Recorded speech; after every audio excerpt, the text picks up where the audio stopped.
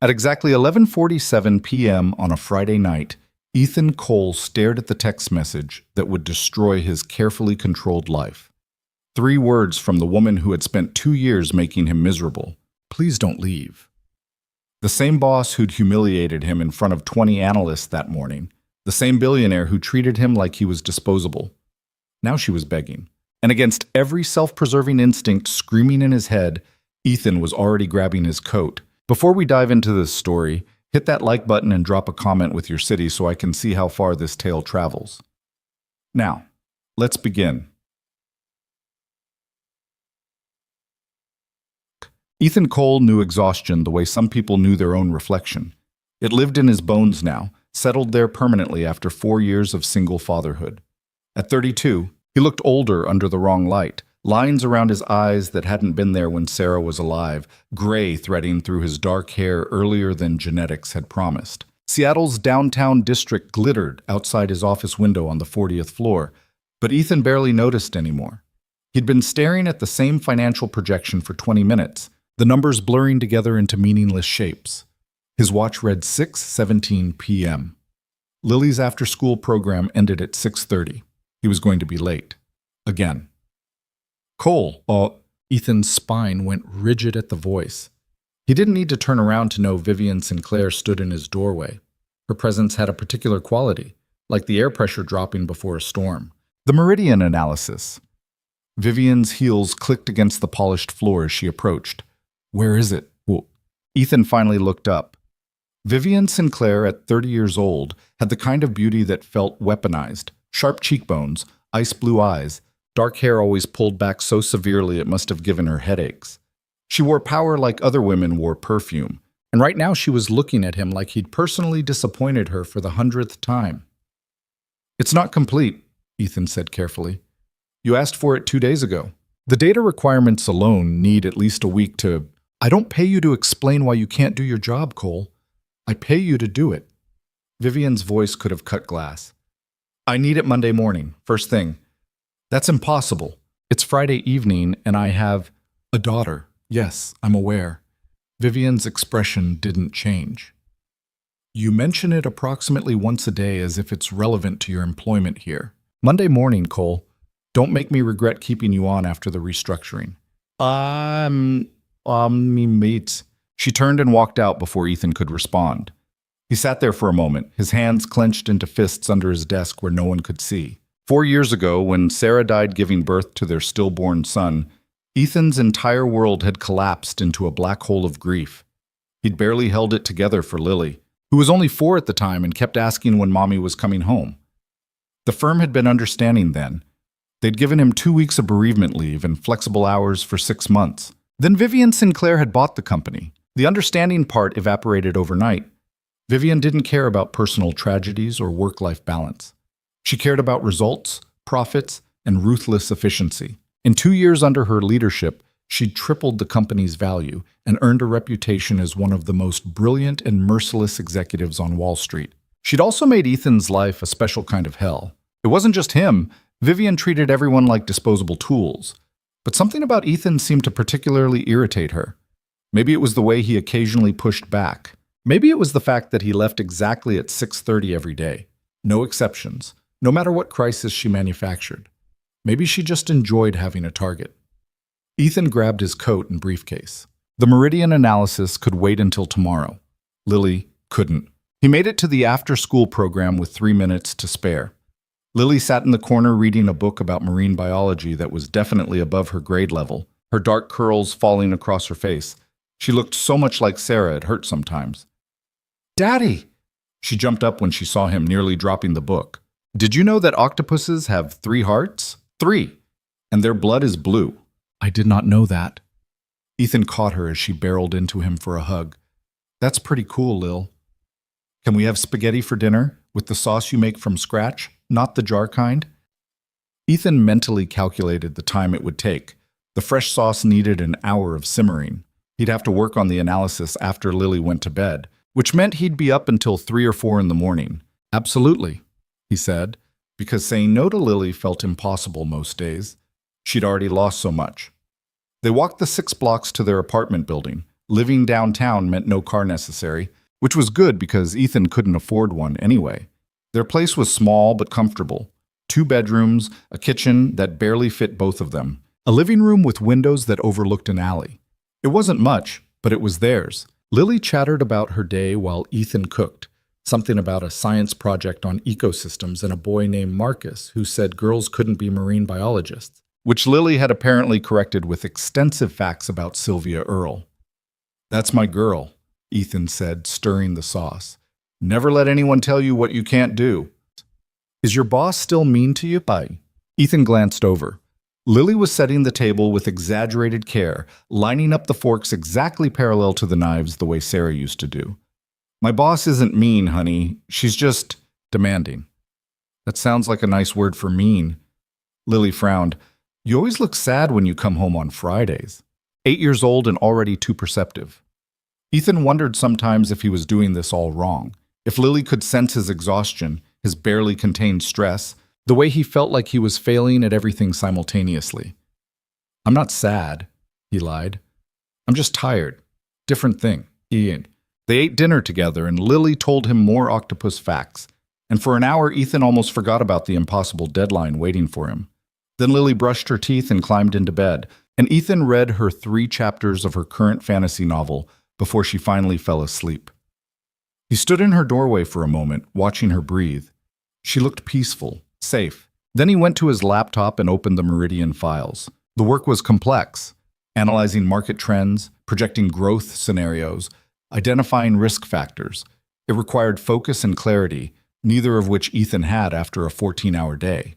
He made it through 2 sections before his eyes started crossing.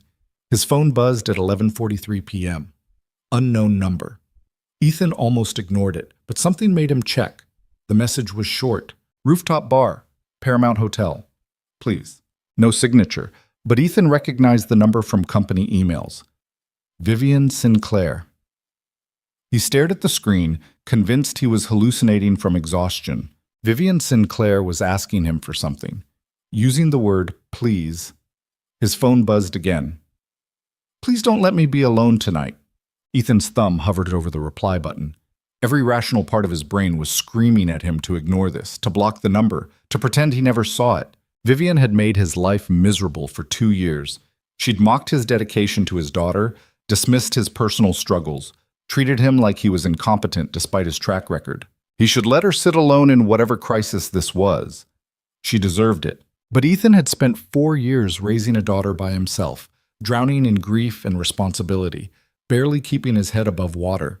He knew what it looked like when someone was about to go under. And he couldn't ignore a drowning person, even if that person was Vivian Sinclair. He grabbed his coat. The Paramount Hotel's rooftop bar was the kind of place Ethan couldn't normally afford. Dim lighting, leather boots, a view of Elliott Bay that probably added $50 to every drink. The elevator ride to the top floor felt surreal, like he'd accidentally stepped into someone else's life. The bar was nearly empty. 2 couples in separate corners, a businessman nursing whiskey at the counter, and Vivian Sinclair sat alone in the farthest booth, silhouetted against the floor-to-ceiling windows. The Seattle skyline glittered behind her like she'd arranged it for dramatic effect. Ethan approached slowly. Vivian didn't look up until he was standing right at her table. "You came." She sounded genuinely surprised. Her eyes were slightly unfocused, a half-empty bottle of wine in front of her. Ethan had never seen Vivian drink more than a single glass at company events, always perfectly controlled. This wasn't controlled. This was someone unraveling in real time. "You asked me to." Ethan remained standing, unsure of the protocol here. "What's going on?" "Sit, please." Vivian gestured at the booth. "Unless you're afraid being seen with me will damage your reputation." "I don't have a reputation to damage." Ethan slid into the seat across from her. Up close, Vivian looked different. Makeup slightly smudged, hair coming loose from its usual severe style, her expression raw in a way he'd never seen. She looked human, breakable. "I made a mistake," Vivian said quietly, staring at her wine glass. "Several mistakes, actually, but one very large one tonight." "Okay." "I almost called Richard Morton." She laughed, but it sounded wrong, brittle and harsh. Do you know who Richard Morton is, Cole? No. He's a venture capitalist, extremely wealthy, also extremely married. Vivian poured herself more wine with unsteady hands. We had an affair 3 years ago, ended badly. And tonight I almost called him to come here because I didn't want to be alone, and apparently I'm still pathetic enough to consider that option. Ethan didn't know what to say. This was so far outside the Vivian Sinclair, he knew that it felt like meeting a stranger wearing her face. But then I thought, Vivian continued, who do I know who won't take advantage of this moment? Who won't see me weak and vulnerable and use it against me later? She looked directly at Ethan for the first time. And you know what? There was exactly one person I could think of. The man I've treated worse than anyone else in my company. Funny, isn't it? Hilarious, nah, Ethan said dryly. Vivian smiled, actually smiled, and it transformed her entire face. You hate me. I don't hate you. I don't know you well enough to hate you. But you hate working for me. That's different. Ethan leaned back against the booth. What happened tonight, Vivian? She flinched slightly at the use of her first name. In the office, everyone called her Ms. Sinclair or ma'am. Ethan had never called her anything directly. I found out my board is planning to remove me, she said flatly. Apparently there's been talk about my leadership style and concerns about my long-term stability as CEO. They've been building a case for months. That's why you've been even more demanding lately. Even more? Vivian raised an eyebrow. I didn't realize I had degrees of difficulty. You do. Trust me. They sat in silence for a moment. Ethan could hear soft jazz playing through hidden speakers, the murmur of conversation from other patrons, the distant sound of traffic from the streets below. I built this company, Vivian said eventually. I was 24 years old when I took out my first business loan. Everyone said I'd fail within a year. I worked 90-hour weeks. I sacrificed everything, relationships, friendships, any semblance of a normal life. I turned a small investment firm into a billion-dollar empire in 6 years. I know, I've read the articles.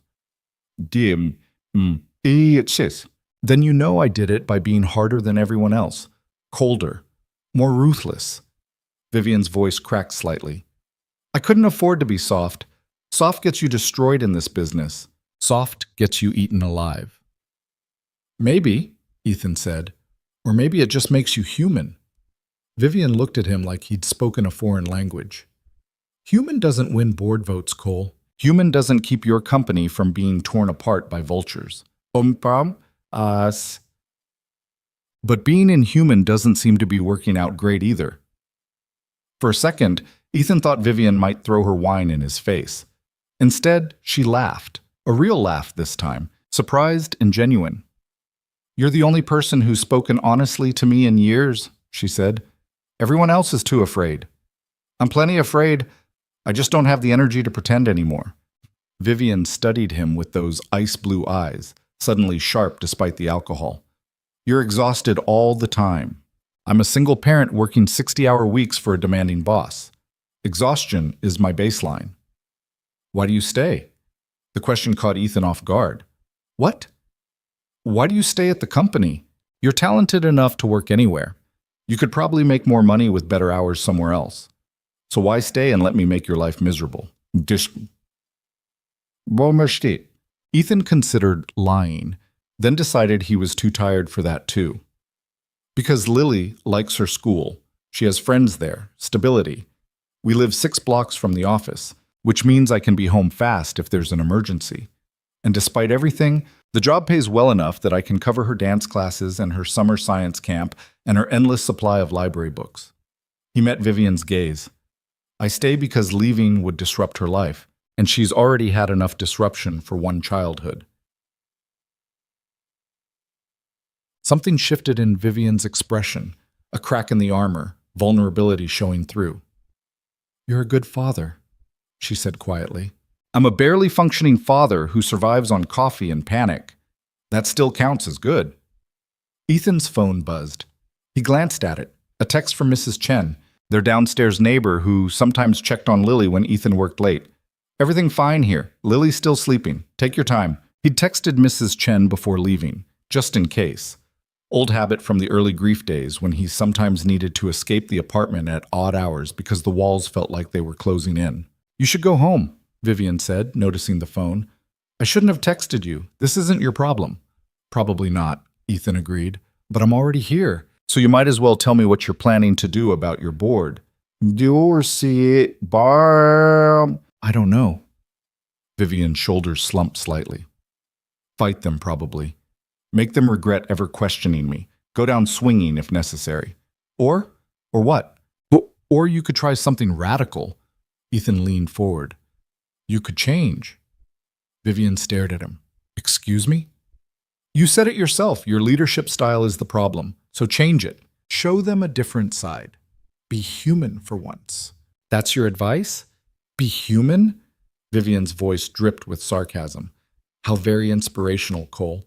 It's better than your current plan, which seems to be drink wine alone and consider calling your married ex-lover.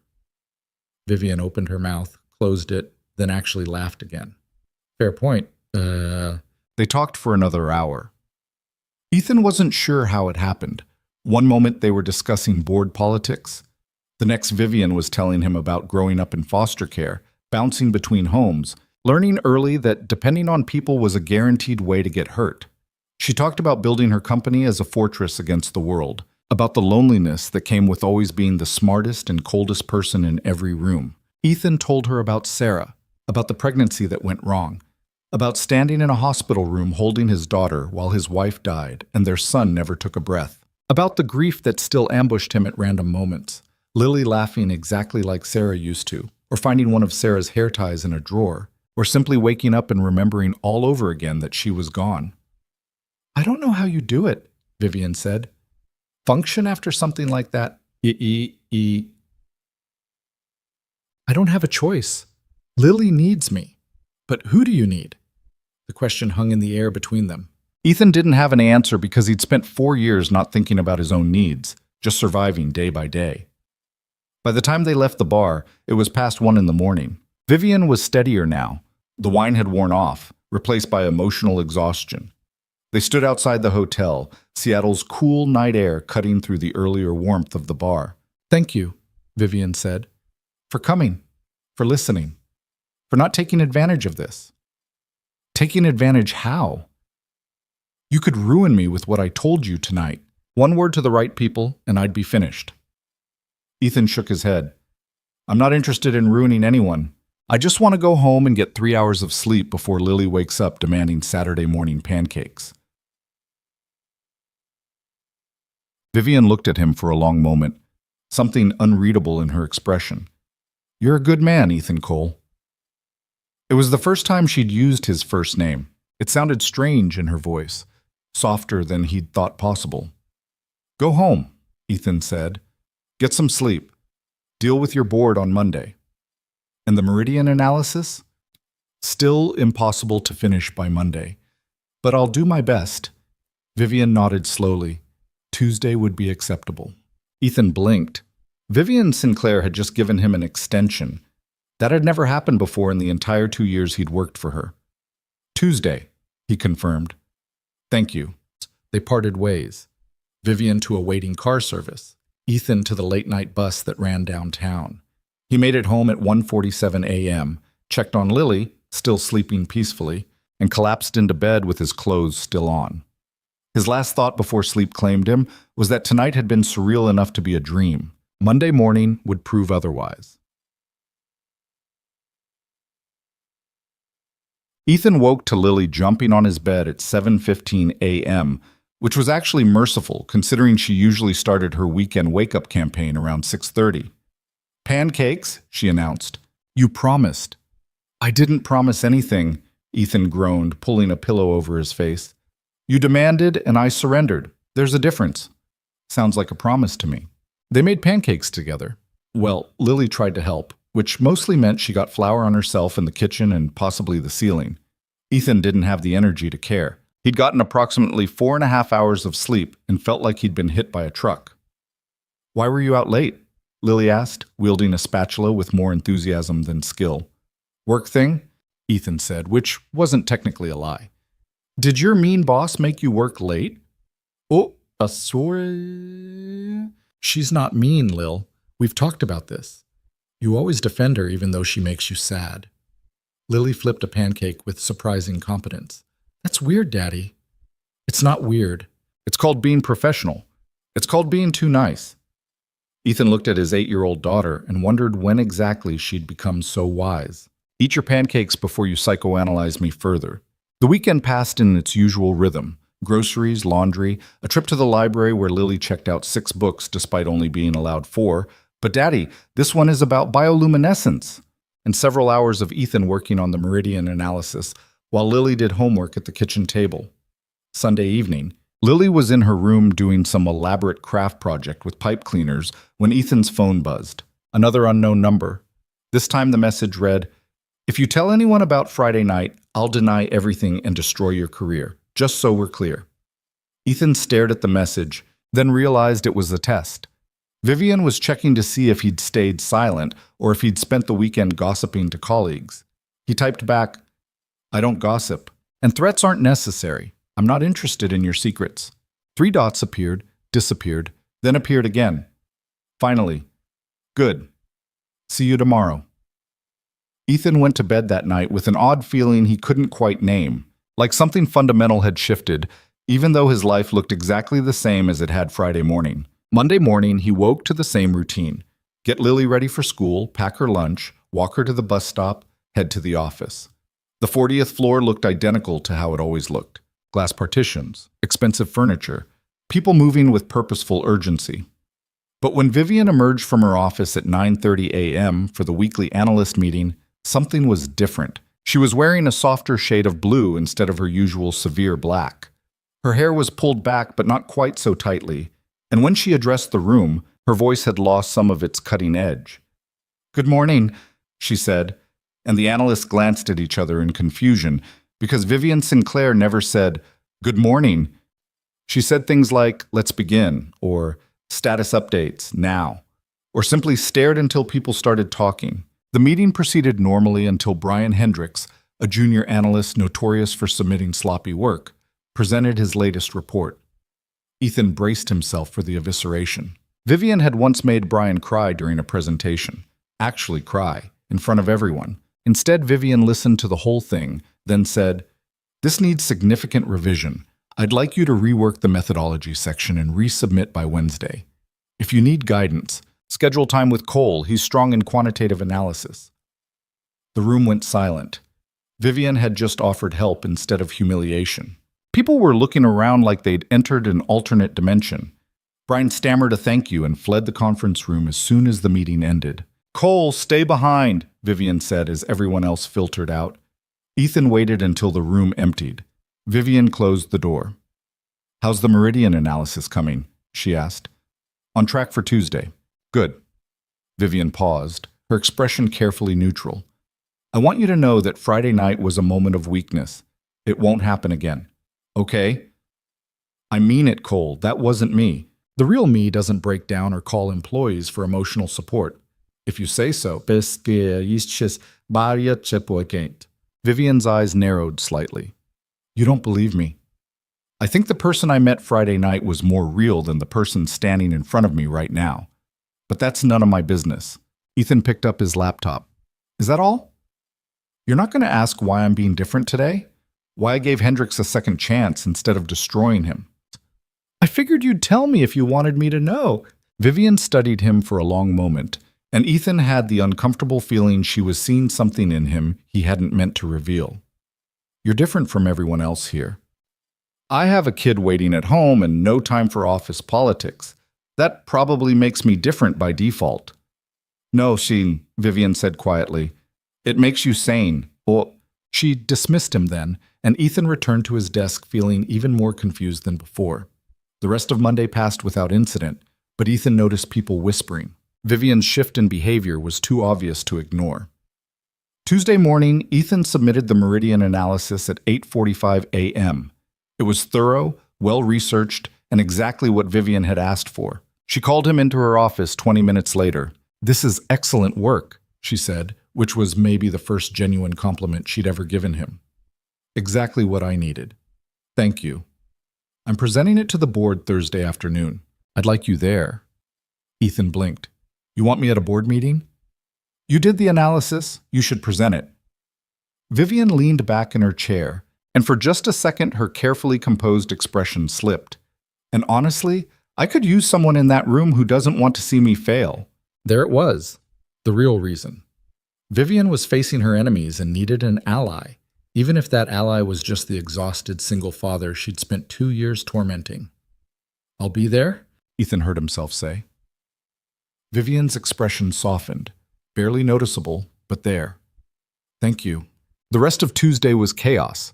Word had spread about Ethan being invited to the board meeting, and suddenly everyone wanted to know what was happening with him and Vivian. Had he gotten promoted?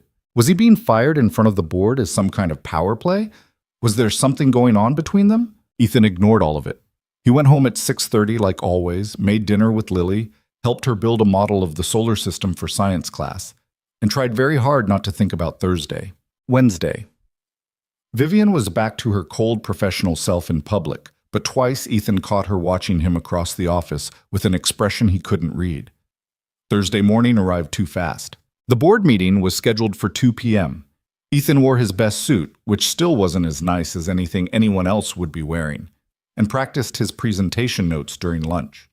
At 1:55 p.m., he stood outside the conference room on the executive floor. Through the glass wall, he could see the board members assembling, 12 people in expensive suits, most of them old enough to be his parents. They looked like sharks preparing to feed. Vivian appeared beside him, silent as a ghost. She looked perfect. Black suit, hair immaculate, expression carved from ice. But Ethan could see the tension in her shoulders, the way her hands were clenched just slightly. Ready? She asked. No, Ethan admitted. But let's do it anyway. They entered together. The meeting started with standard updates, financial reports, project statuses, market analysis. Ethan sat quietly at the end of the table, acutely aware that he didn't belong here. These people made decisions worth millions of dollars. He made decisions about whether they could afford the name brand cereal this week. Then Vivian stood to present the Meridian analysis, and the atmosphere in the room shifted. Several board members exchanged glances. An older man named Gregory Thornton, who Ethan recognized from company photos as one of the founding investors, leaned forward with obvious skepticism. Before we begin, Thornton said, cutting Vivian off before she could start, I think we need to address the elephant in the room. Vivian's expression didn't change. Which is, your leadership, Vivian. Several of us have concerns about your ability to maintain this company's direction. Based on what? Vivian's voice was perfectly controlled. We've had 8 consecutive quarters of growth. Our market position has never been stronger. Client satisfaction is at an all-time high. Based on the fact that you're impossible to work with. This came from a woman named Patricia Chen, her tone matter-of-fact. We've had a 30% turnover rate in the last year. People are leaving because they can't handle your management style. I run a tight ship. That's not a flaw. It is when it's costing us talent and reputation. Thornton pulled out a folder. We've compiled testimonials from former employees. Would you like me to read some of them? The threat hung in the air. Ethan felt his stomach drop. This wasn't a board meeting. It was an execution. Vivian stood perfectly still, and Ethan realized she'd known this was coming. She'd known they were going to ambush her, and she'd brought him here as witness rather than ally because there was nothing he could actually do to help. That won't be necessary, Vivian said coolly. I'm aware of how I'm perceived. Then you're aware we have grounds to remove you as CEO. You can try. Vivian's smile was sharp enough to cut. But I own controlling shares in this company, so unless you're planning a hostile takeover, I'm not going anywhere. We're planning an intervention, Patricia said. You need to change, Vivian, drastically, or we'll have no choice but to move forward with restructuring your role. The room erupted in argument, board members taking sides, voices rising, accusations flying. Ethan sat frozen, watching Vivian defend herself against a dozen attacks simultaneously. Then Thornton said something that cut through the noise. You're brilliant, Vivian, but you're broken, and broken leaders break companies. Vivian's expression finally cracked, just for a second, A flash of genuine hurt before the ice mask slammed back into place. And Ethan found himself standing up. "With respect," he said, and 12 pairs of eyes turned to him like he'd grown a second head. "You're all full of shit." Dead silence. "Excuse me?" Thornton's voice could have frozen lava. "Who the hell are you?" "Ethan Cole, senior analyst, and I've worked directly under Ms. Sinclair for 2 years." Ethan's heart was pounding so hard he thought it might break through his ribs, but he kept talking. "You want to talk about her leadership style? Fine. She's demanding, she's exacting. She expects excellence and doesn't accept excuses. But you know what else she is? She's the reason this company hasn't collapsed like every other firm during the last market crisis. She's the reason our clients trust us. She's the reason any of you are still making money." "That doesn't excuse—" "I'm not finished." Ethan surprised himself with his own audacity. "You're sitting here calling her broken because she's not warm and fuzzy, because she doesn't hold everyone's hand and validate their feelings. But maybe the problem isn't her. Maybe the problem is that you can't handle a woman who's smarter and tougher than you are." Patricia's eyebrows shot up. "Mr. Cole, you're out of line." "Probably, but someone needs to say it." Ethan looked at Vivian, who was staring at him with absolute shock. "Ms. Sinclair is the best CEO this company will ever have. If you're too blind to see that, that's your failure, not hers." He sat down. His hands were shaking. He'd just committed career suicide in front of the most powerful people in the company. "Worth it," a small voice in his head whispered. Thornton looked like he'd been slapped. "Are you—" "Mr. Cole is correct." Everyone turned to stare at Vivian. She was looking directly at Ethan, her expression unreadable. "Not about everything," she continued. "I have been difficult to work with. I've prioritized results over relationships. I've hurt people in the process of building this company." She turned to face the board. "But I'm willing to change. Not because you're threatening me, but because someone recently reminded me that being human isn't a weakness." She glanced at Ethan again, just for a second. "I'm implementing new policies," Vivian said. "Regular one-on-ones with direct reports. Employee wellness programs, mentorship initiatives, and I'm hiring a chief people officer to help me restructure our culture." She straightened her shoulders. "Give me 6 months. If you don't see measurable improvement, we can revisit this conversation." The board members looked at each other. Thornton's expression was skeptical, but Patricia seemed intrigued. 6 months, Patricia said finally, "but we'll be watching closely." "I wouldn't expect anything less." The meeting continued, but the execution atmosphere had dissipated. Vivian presented the Meridian analysis, Ethan's work, and it was met with genuine approval. By the time they adjourned, the board seemed cautiously optimistic rather than hostile. Ethan gathered his notes with trembling hands. He'd just defended his boss against the company's board of directors. He'd called them out, insulted them, basically burned every bridge he might have needed in his career. Vivian approached as the room emptied. "My office. Now." Here it comes, Ethan thought. The firing. He'd known it was coming. They walked to her office in silence. Vivian closed the door, turned to face him, and, "Why did you do that?" Ethan blinked. "What?" "Boss. Why did you defend me? You hate working for me." "I don't hate working for you. I told you that. I've made your life miserable for 2 years, Cole. I've disrespected your time, dismissed your personal obligations, humiliated you in meetings." Vivian's voice was strained, like the words were being pulled from somewhere deep. "You should have let them tear me apart. Why didn't you?" Ethan thought about Friday night, about Vivian sitting alone in that bar, admitting she had no one to call, about the loneliness in her eyes when she talked about building walls to keep the world out. "Because everyone deserves someone in their corner," he said simply, "even if they don't always deserve it." Vivian stared at him for a long moment. Then, incredibly, her eyes started to glisten. "Don't cry," Ethan said quickly, alarmed. "Please don't cry. I don't know what to do when people cry." "I'm not crying." Vivian's voice was thick with obvious tears she was desperately holding back. "I don't cry." "Right, obviously."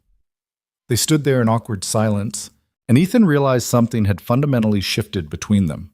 The power dynamic, the hostility, the careful distance, it was all crumbling. "Thank you," Vivian said quietly. No one's ever stood up for me like that. Probably because you're terrifying. That's by design. I know. Ethan picked up his briefcase. I should go. Lily has a dance recital tonight, and I'm already cutting it close. Cole, Ethan. Vivian corrected herself. You're not going to be fired for what happened today. In fact, I'm giving you a raise.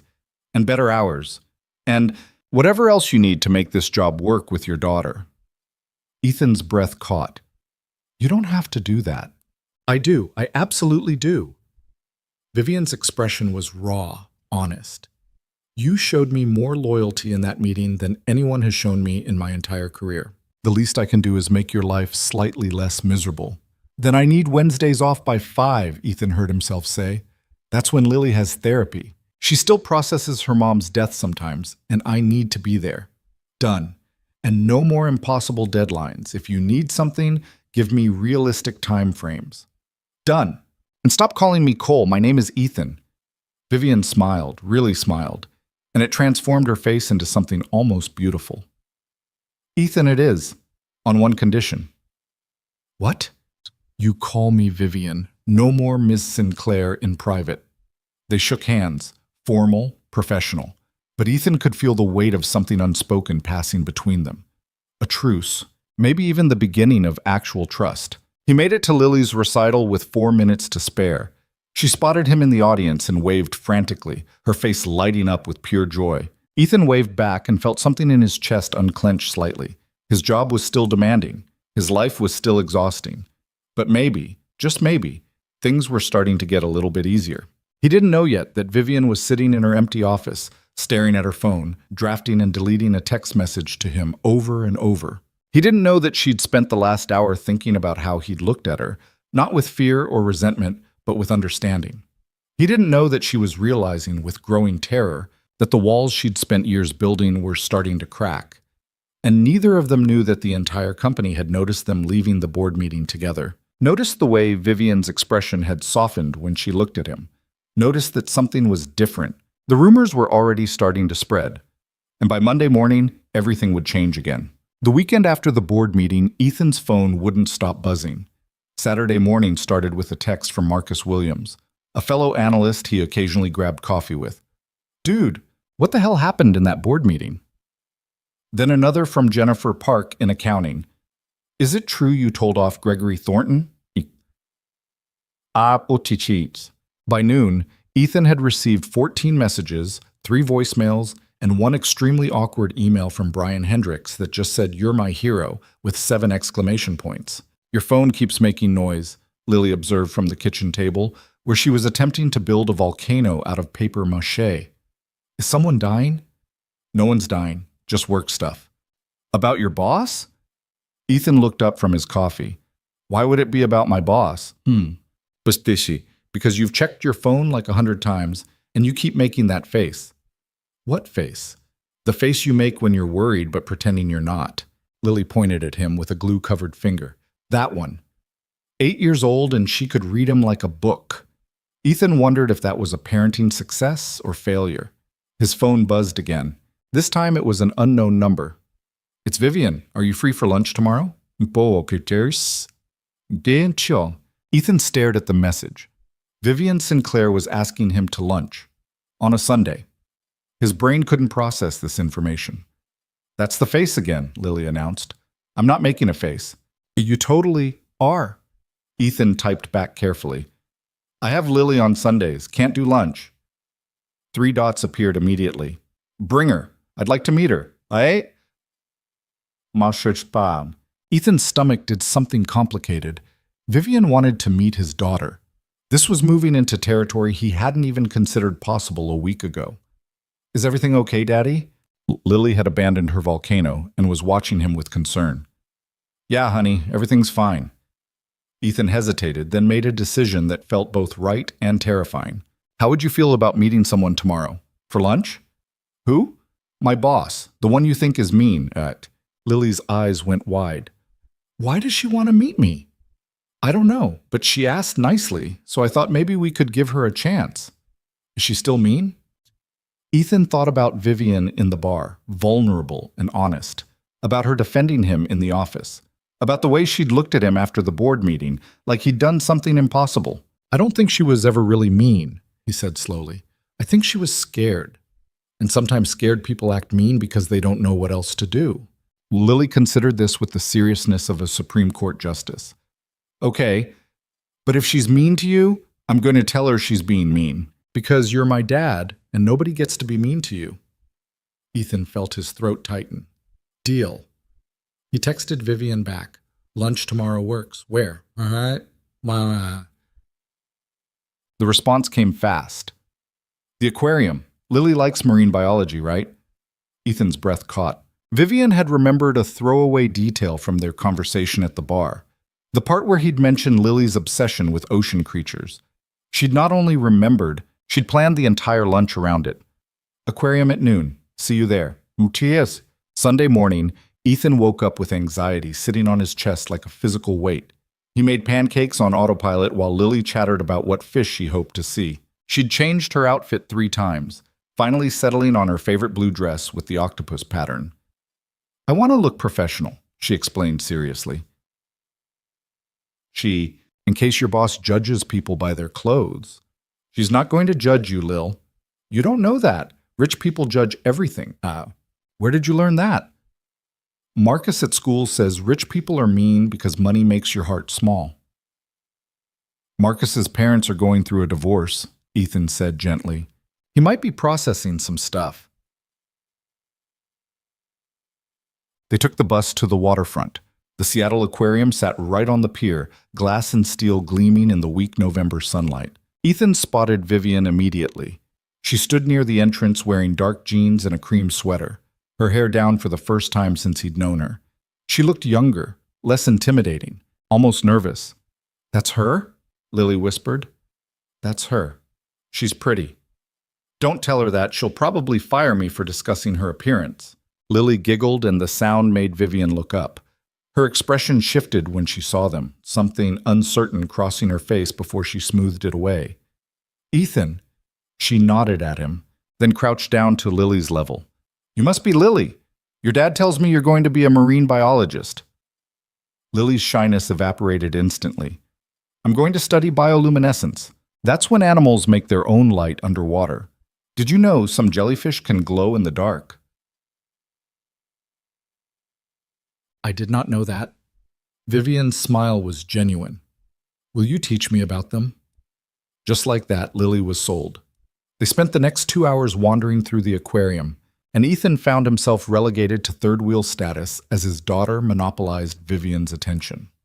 Lily explained everything, the feeding habits of sea otters, the migration patterns of salmon, the social structures of octopuses. Vivian listened with focused intensity, asking questions that showed she was actually paying attention. When they reached the jellyfish exhibit, Lily's favorite, she watched his daughter's face light up in the blue glow with an expression Ethan couldn't quite name.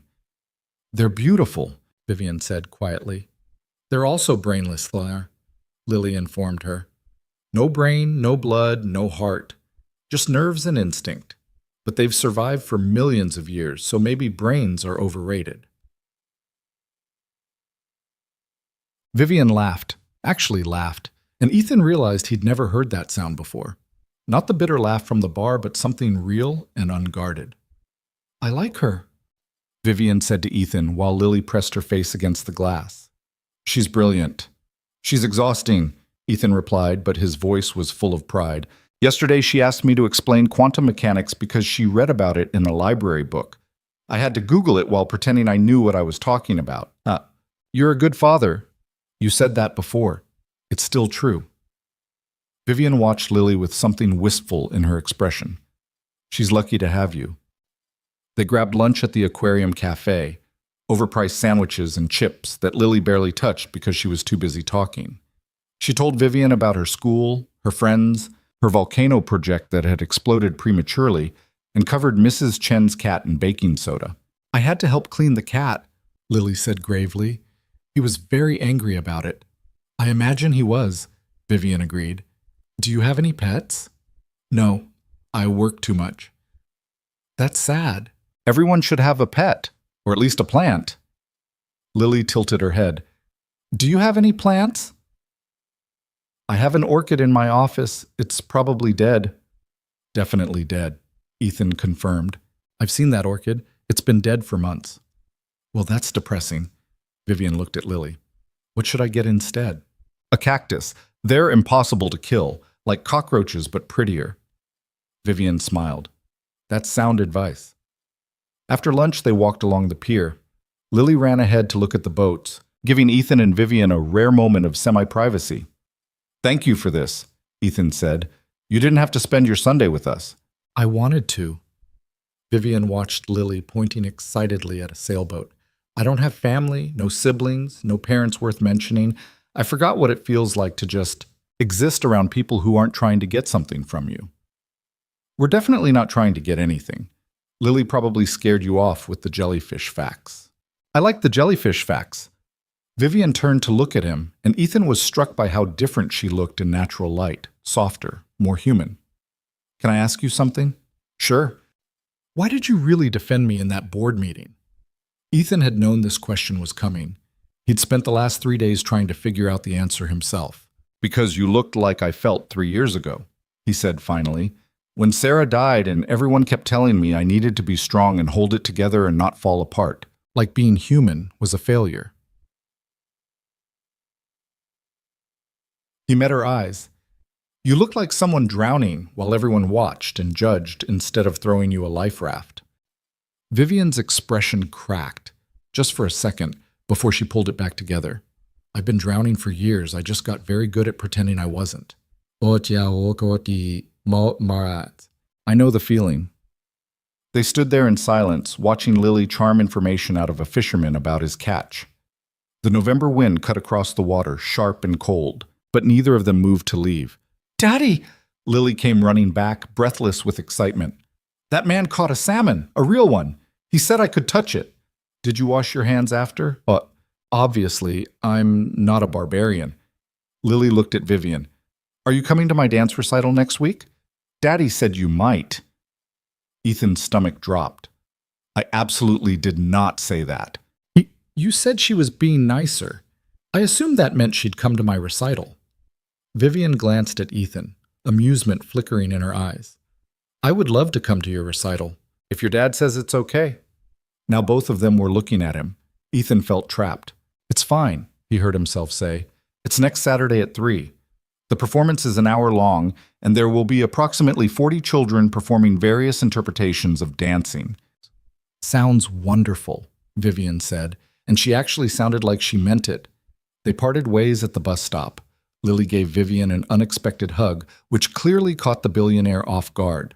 For a moment, Vivian just stood there frozen, then carefully hugged Lily back. Thank you for teaching me about jellyfish, Vivian said. You're welcome. Don't forget about the cactus. I won't. On the bus ride home, Lily was uncharacteristically quiet. Ethan let her think, watching the city roll past the windows. I like her, Lily said finally.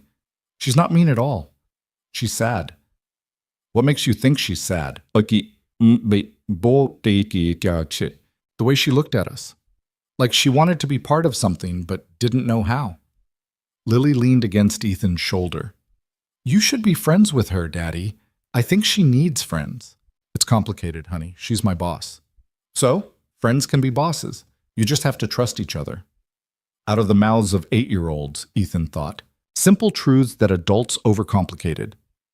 Monday morning hit like a sledgehammer. Ethan arrived at the office to find everyone staring at him. Not subtly. Actual open staring.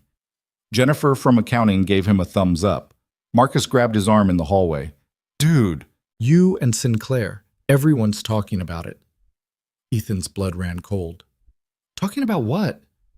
You were seen at the aquarium together. With your kid. On a Sunday. Marcus looked at him like he'd grown antennae. Are you dating the Ice Queen? What? What? No, she met my daughter. That's not dating. Meeting the kids is like third date territory, man. That's serious. We're not dating, Ethan repeated firmly. She's just being less terrible as a boss, that's all. But Marcus was already walking away, probably to spread the news that Ethan had confirmed nothing, which everyone would interpret as confirmation. By noon, the rumors had evolved. Ethan heard 3 different versions. One where he was secretly engaged to Vivian, one where he'd gotten her pregnant, and one truly creative story involving a secret marriage in Vegas. His phone buzzed. Vivian. My office. Now. Ethan's heart sank. He took the elevator to the executive floor, walked past the assistants who definitely knew something based on their expressions, and entered Vivian's office. She was standing at the window, her back to the door. When she turned around, her expression was carefully blank. Close the door. Ethan closed it. Ethan closed. If this is about the rumors, the entire company thinks we're sleeping together. Vivian's voice was flat. HR informed me this morning. Apparently there's a betting pool about whether we're engaged. I didn't start any of this. I know, but we need to address it. Vivian crossed her arms. This is my fault. I shouldn't have invited you to lunch. I shouldn't have met Lily. I crossed a line and now it's affecting both our reputations. Something cold settled in Ethan's chest. So what are you saying? I'm saying we need to maintain distance, professional boundaries. No more lunches, no more personal conversations, no more… She stopped, her jaw tight. This was a mistake. Ethan stared at her. Meeting my daughter was a mistake? Yes. No. Vivian looked frustrated. I don't know. I haven't had friends in years, Ethan. I don't know how to do this without it becoming complicated. So instead you're just going to shut down again? Go back to being the Ice Queen? Don't call me that. Everyone else does. Ethan felt anger rising, surprising in its intensity. You know what? Fine. If you want to pretend yesterday didn't happen, go ahead. But don't blame me for caring about you as a human being. That's not a mistake. That's called not being a robot. I can't afford to not be a robot. Vivian's composure finally cracked. Do you understand what's at stake? The board is watching me. The company is watching me. One wrong move and I lose everything I've built. And what have you built, exactly? A billion-dollar company where everyone's afraid of you? Where you're so isolated you had to text your employee because you had no one else to call? The words came out harsher than Ethan intended. Vivian flinched like he'd struck her. Get out, she said quietly. Vivian, get out.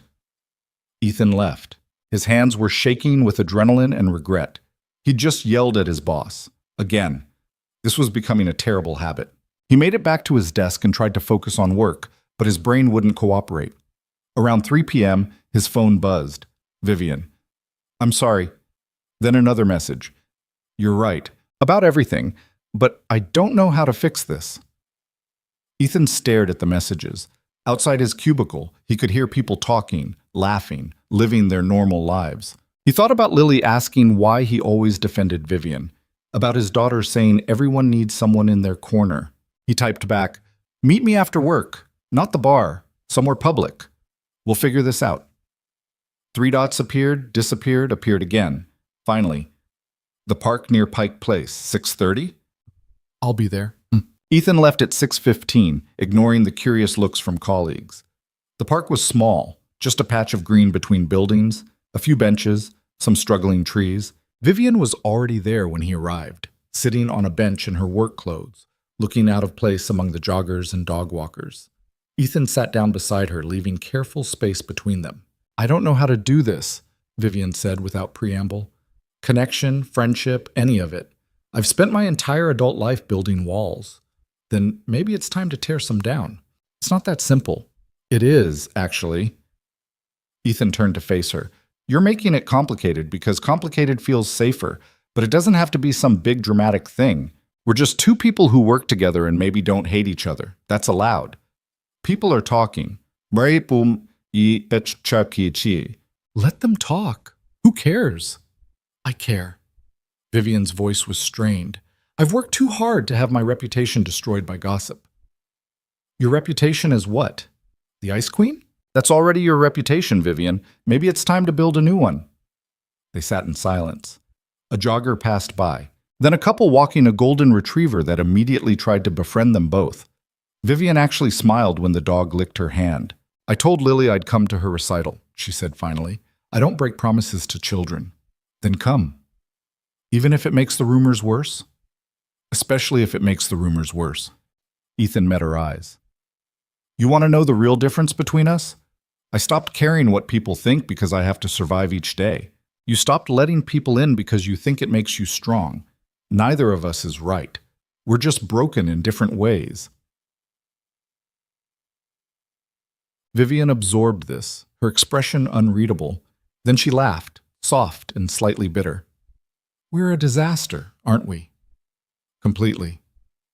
But you're still here. Yeah, I'm still here. Something shifted between them. A settling, like pieces finding their place. It wasn't romance, wasn't even really friendship yet.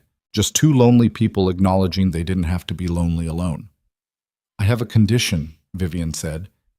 If we're doing this, whatever this is, we need rules. Okay. First rule, honesty. No games, no manipulation. If something bothers you, say it. Agreed. Second rule, boundaries. You respect mine with Lily, I respect yours with work. Third rule, Vivian said slowly. We don't let other people define what this is. Not the rumors, not the board, not anyone. We figure it out ourselves. Ethan extended his hand. Deal. They shook on it, formal and slightly ridiculous. But it felt important somehow. A contract between two people who'd spent years not trusting anyone. I should go, Ethan said, checking his watch. Lily has homework, and I promised we'd practice her recital routine. Will she really do the cactus thing? What cactus thing? She told me if I came to the recital without a cactus, she'd know I wasn't serious about being friends. Ethan burst out laughing. She did not say that. She absolutely did. Right before she hugged me. That child is terrifying. She gets it from her mother. They walked back toward the street together. At the corner, they parted ways, Vivian to her car service, Ethan to the bus stop. It felt strange, this new dynamic, lighter somehow. The next few days settled into an odd rhythm. At work, Vivian remained professional, but noticeably warmer. She said good morning. She asked how Lily was doing. When Brian Hendricks messed up another analysis, she pulled him aside for a private conversation instead of publicly destroying him. The rumors didn't die down.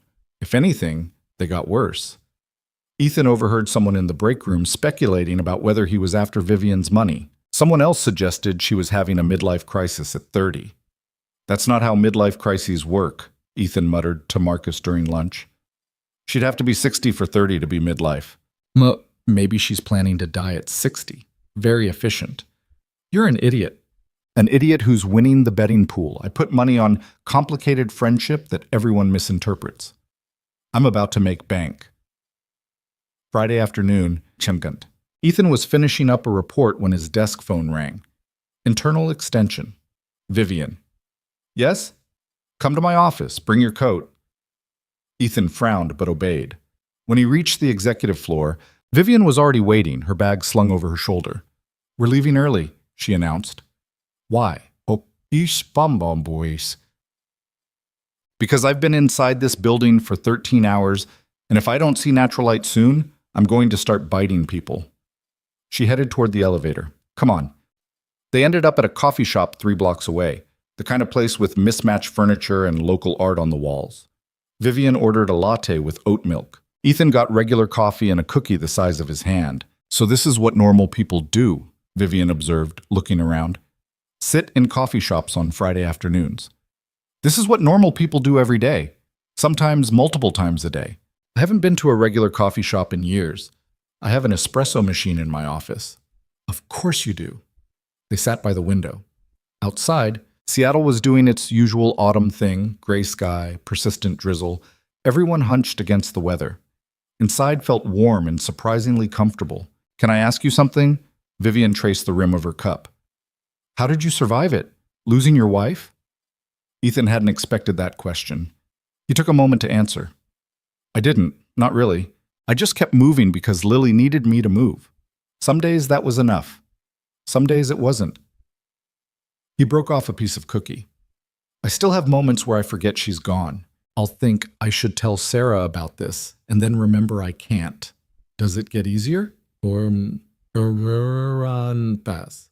No. You just get used to carrying it. Vivian nodded slowly. I think I understand that. Different kind of loss, but similar weight.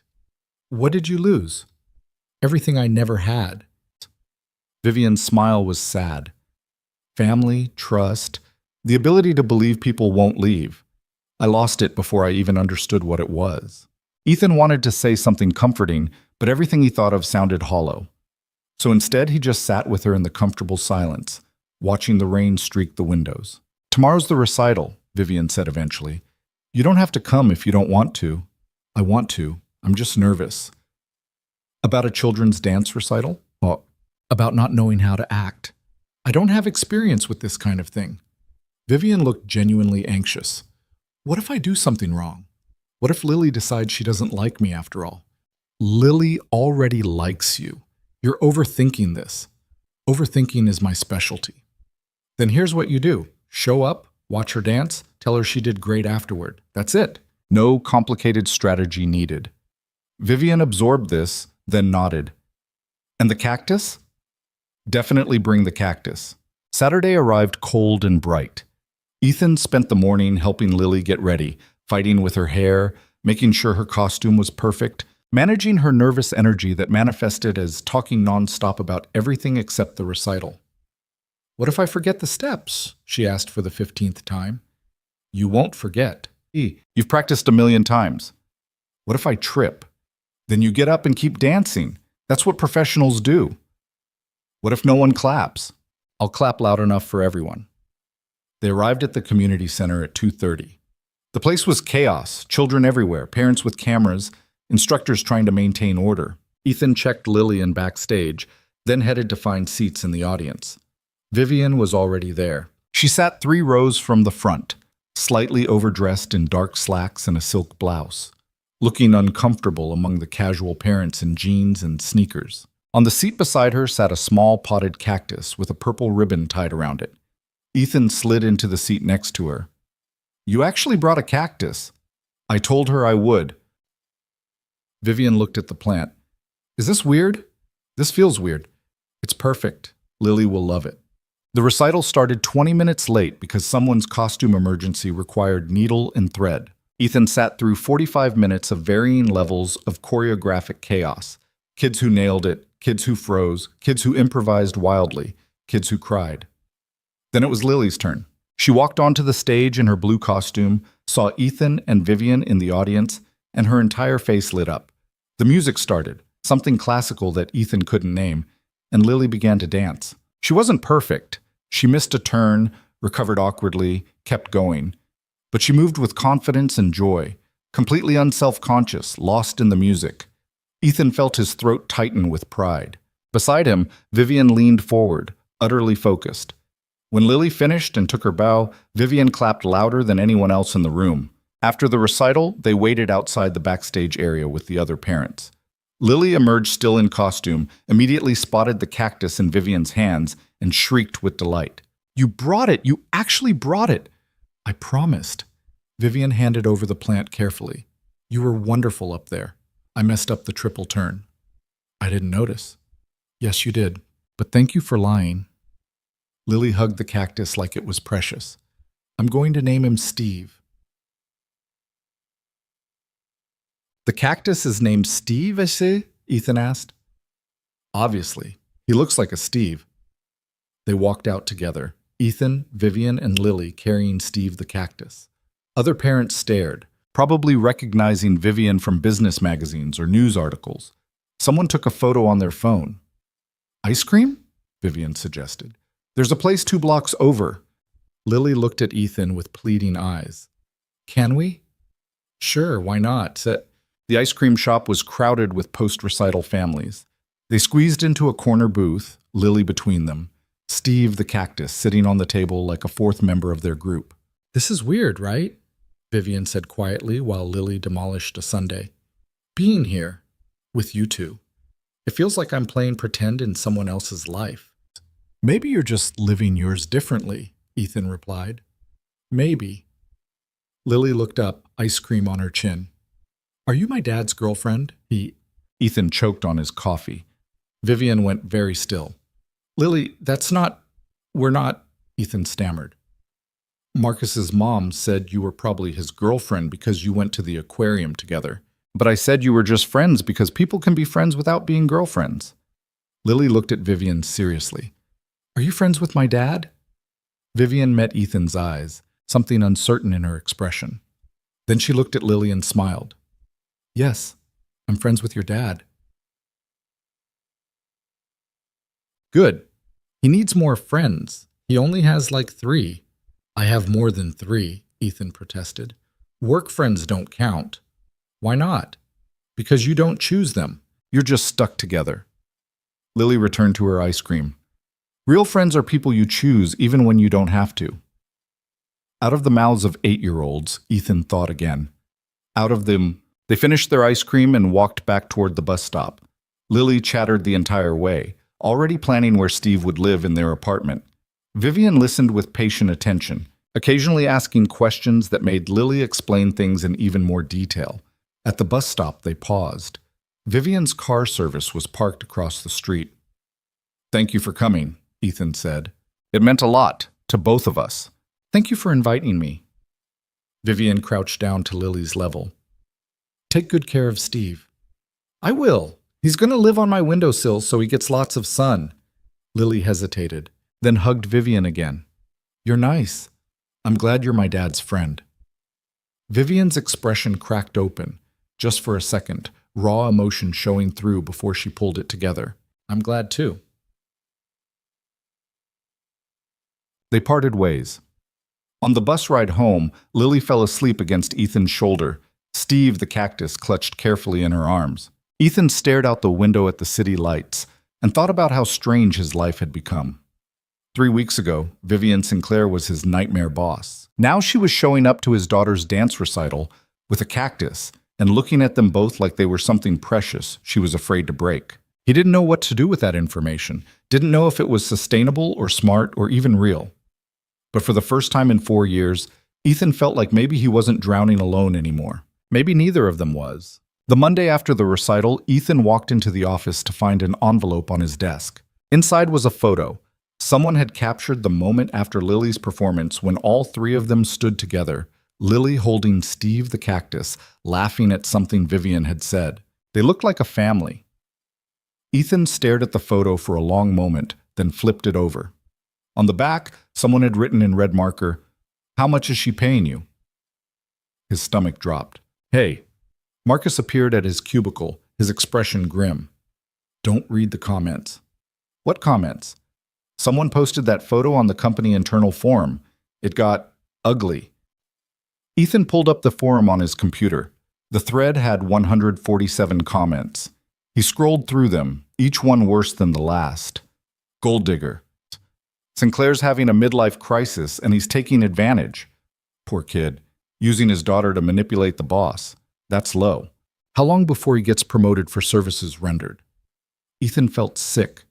He clicked away from the forum and tried to focus on work, but the words kept replaying in his head.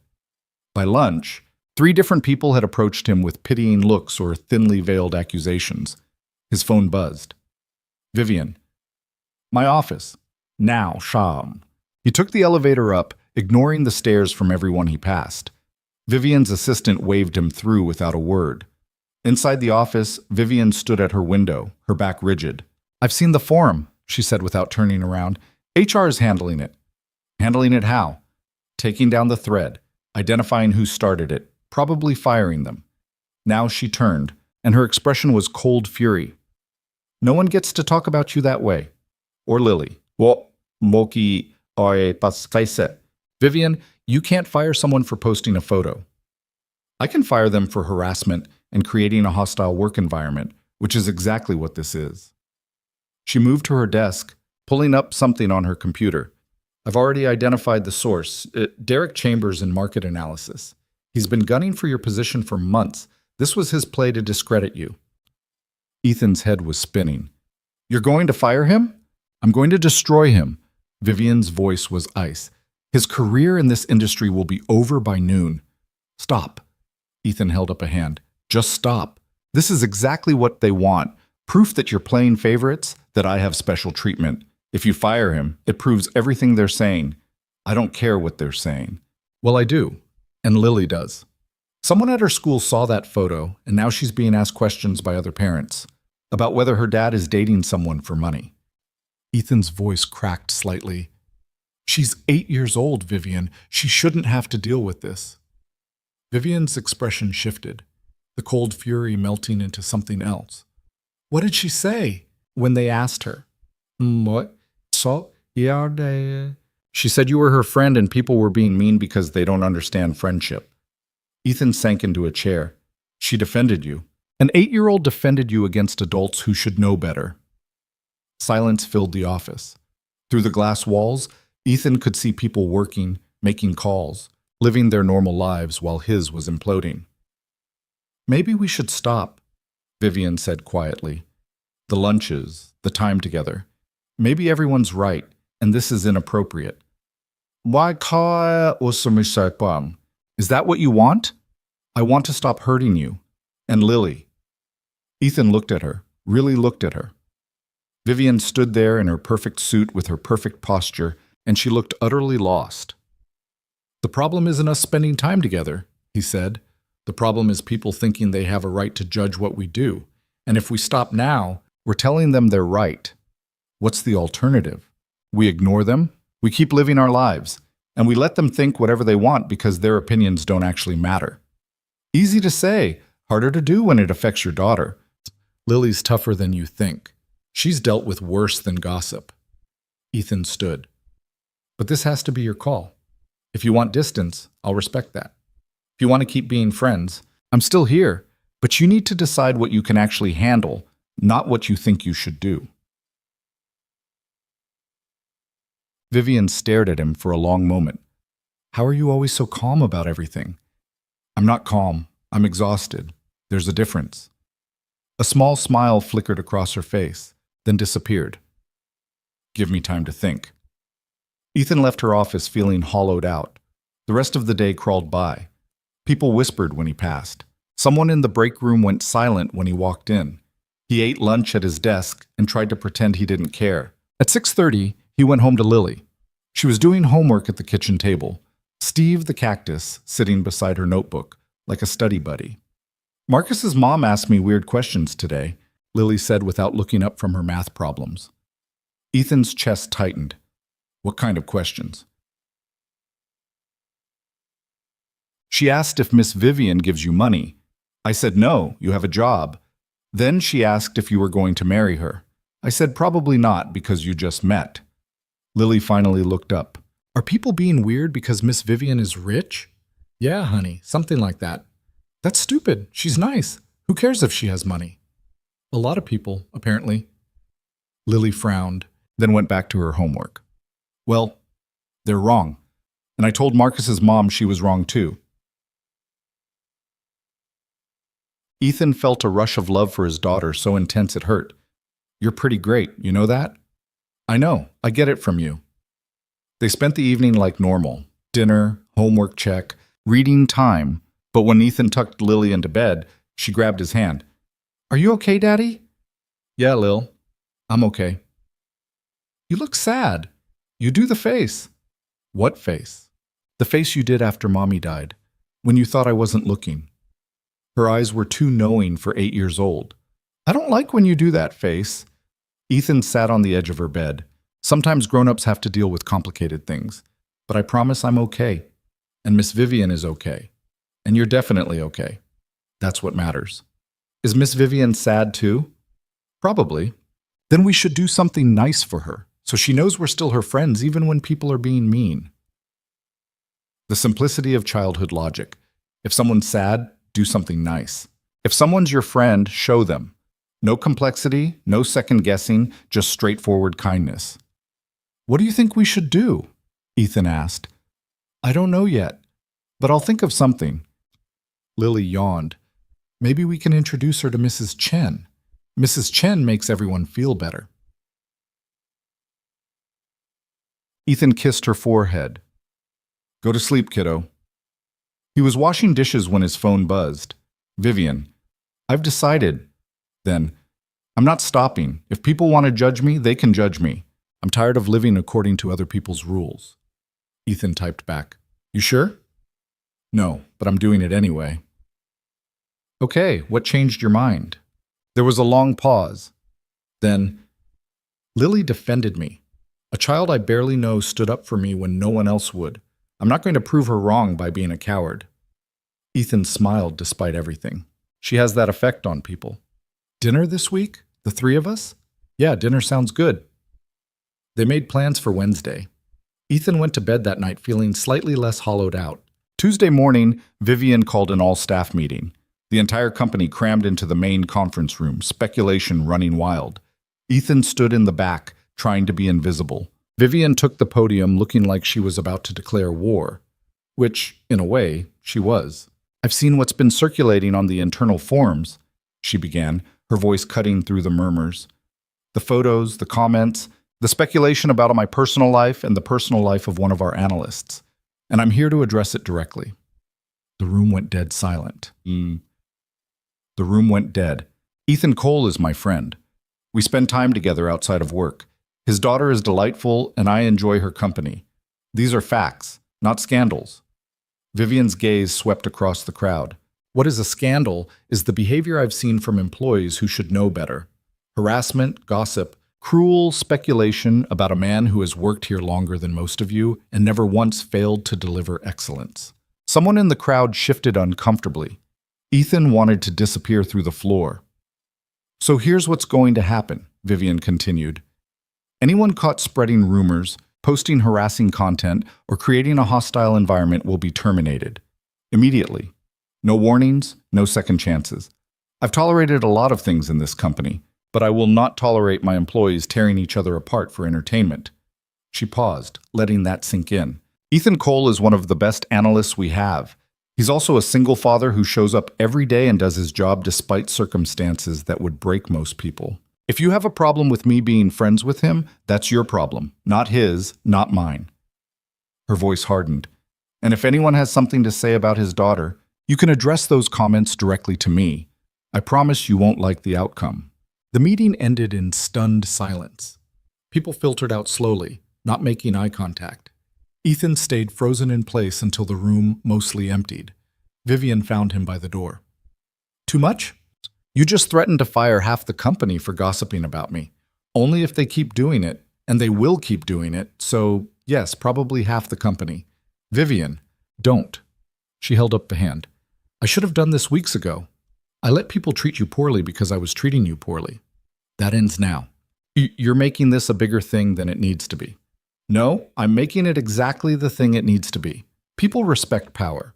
They respect consequences. Vivian's expression softened slightly. And I respect you. So they're going to respect you too, or they can work somewhere else. Ethan didn't know what to say to that. Vivian seemed to take his silence as agreement and walked away, leaving him standing there feeling like the world had tilted sideways. Wednesday evening, Vivian picked them up at 6. She'd insisted on driving. It's raining and you two are not taking the bus, and showed up in a black sedan that probably cost more than Ethan's annual salary. Lily climbed into the back seat, utterly fascinated.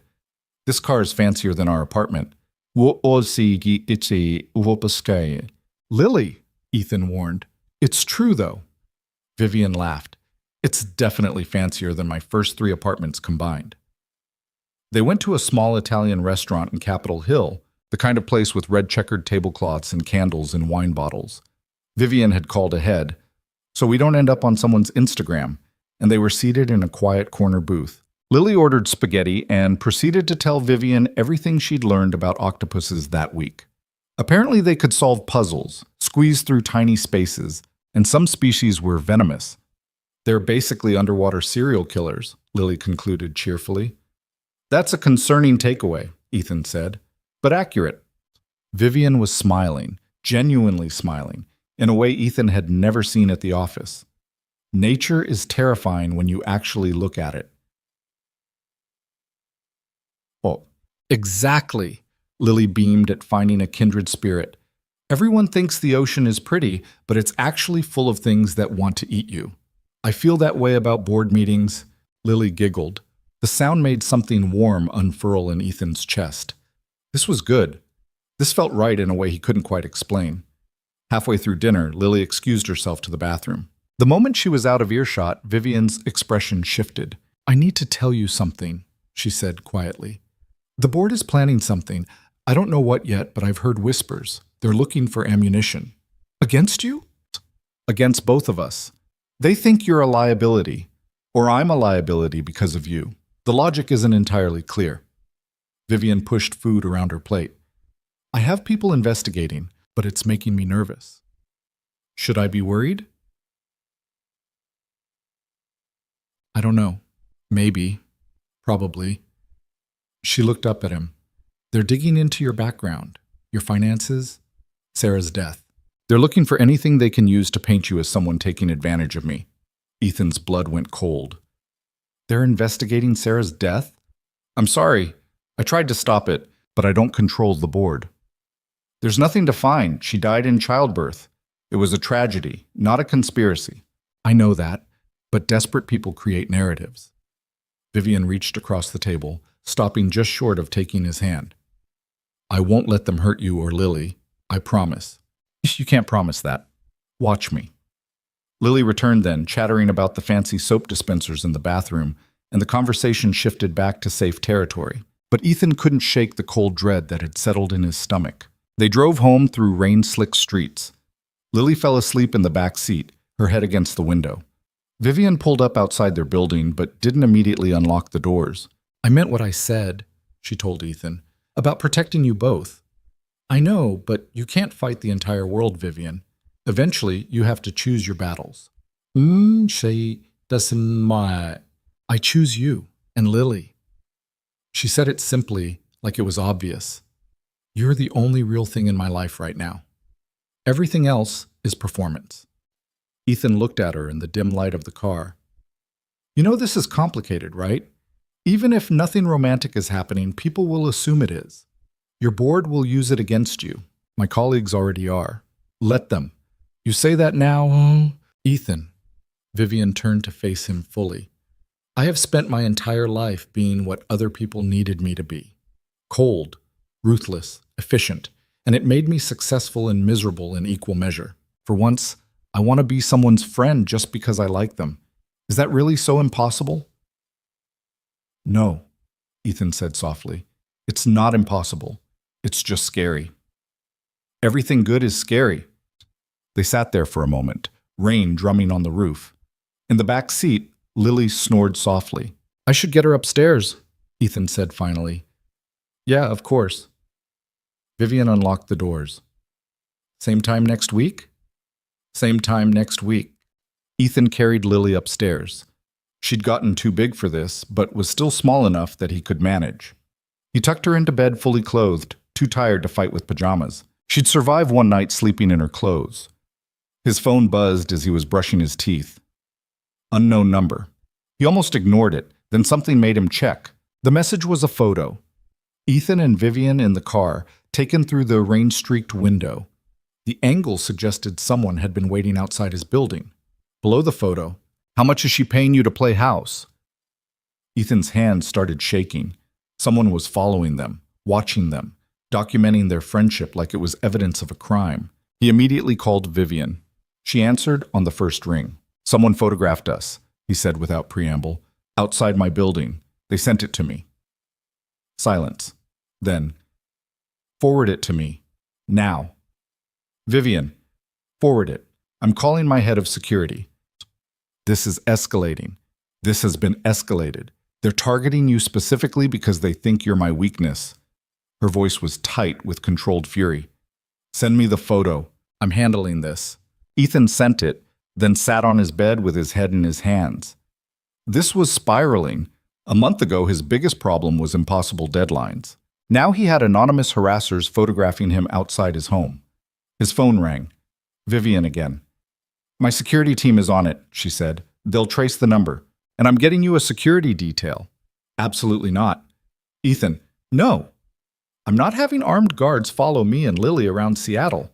That's insane. Someone is stalking you.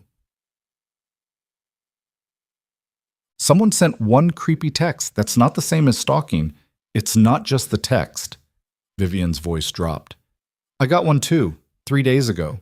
Different number, same threatening tone. I didn't tell you because I didn't want you to worry. Ethan's stomach lurched. What did it say? That I was being investigated. That my relationship with you was going to destroy my company. That I should fire you before it was too late. And you didn't think to mention this? I was handling it. By keeping me in the dark? By protecting you. Vivian's composure finally cracked. Don't you understand? Everything in my life gets weaponized. Everyone I care about becomes a target. I was trying to keep you and Lily out of it. We're already in it. Someone photographed us tonight, Vivian. They know where I live.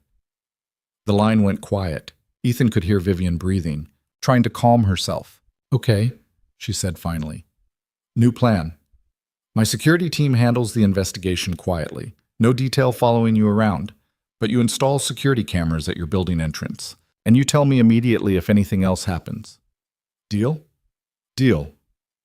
And Ethan, I'm sorry, I should have told you about the text. Yeah, you should have. They hung up. Ethan sat in the dark apartment, listening to Lily breathe in the next room, and tried to figure out how his life had become something that required security teams. The next 2 weeks were tense. Vivian's security team traced the photo to a burner phone purchased with cash, which meant they hit a dead end. The threatening messages stopped, but the damage was done.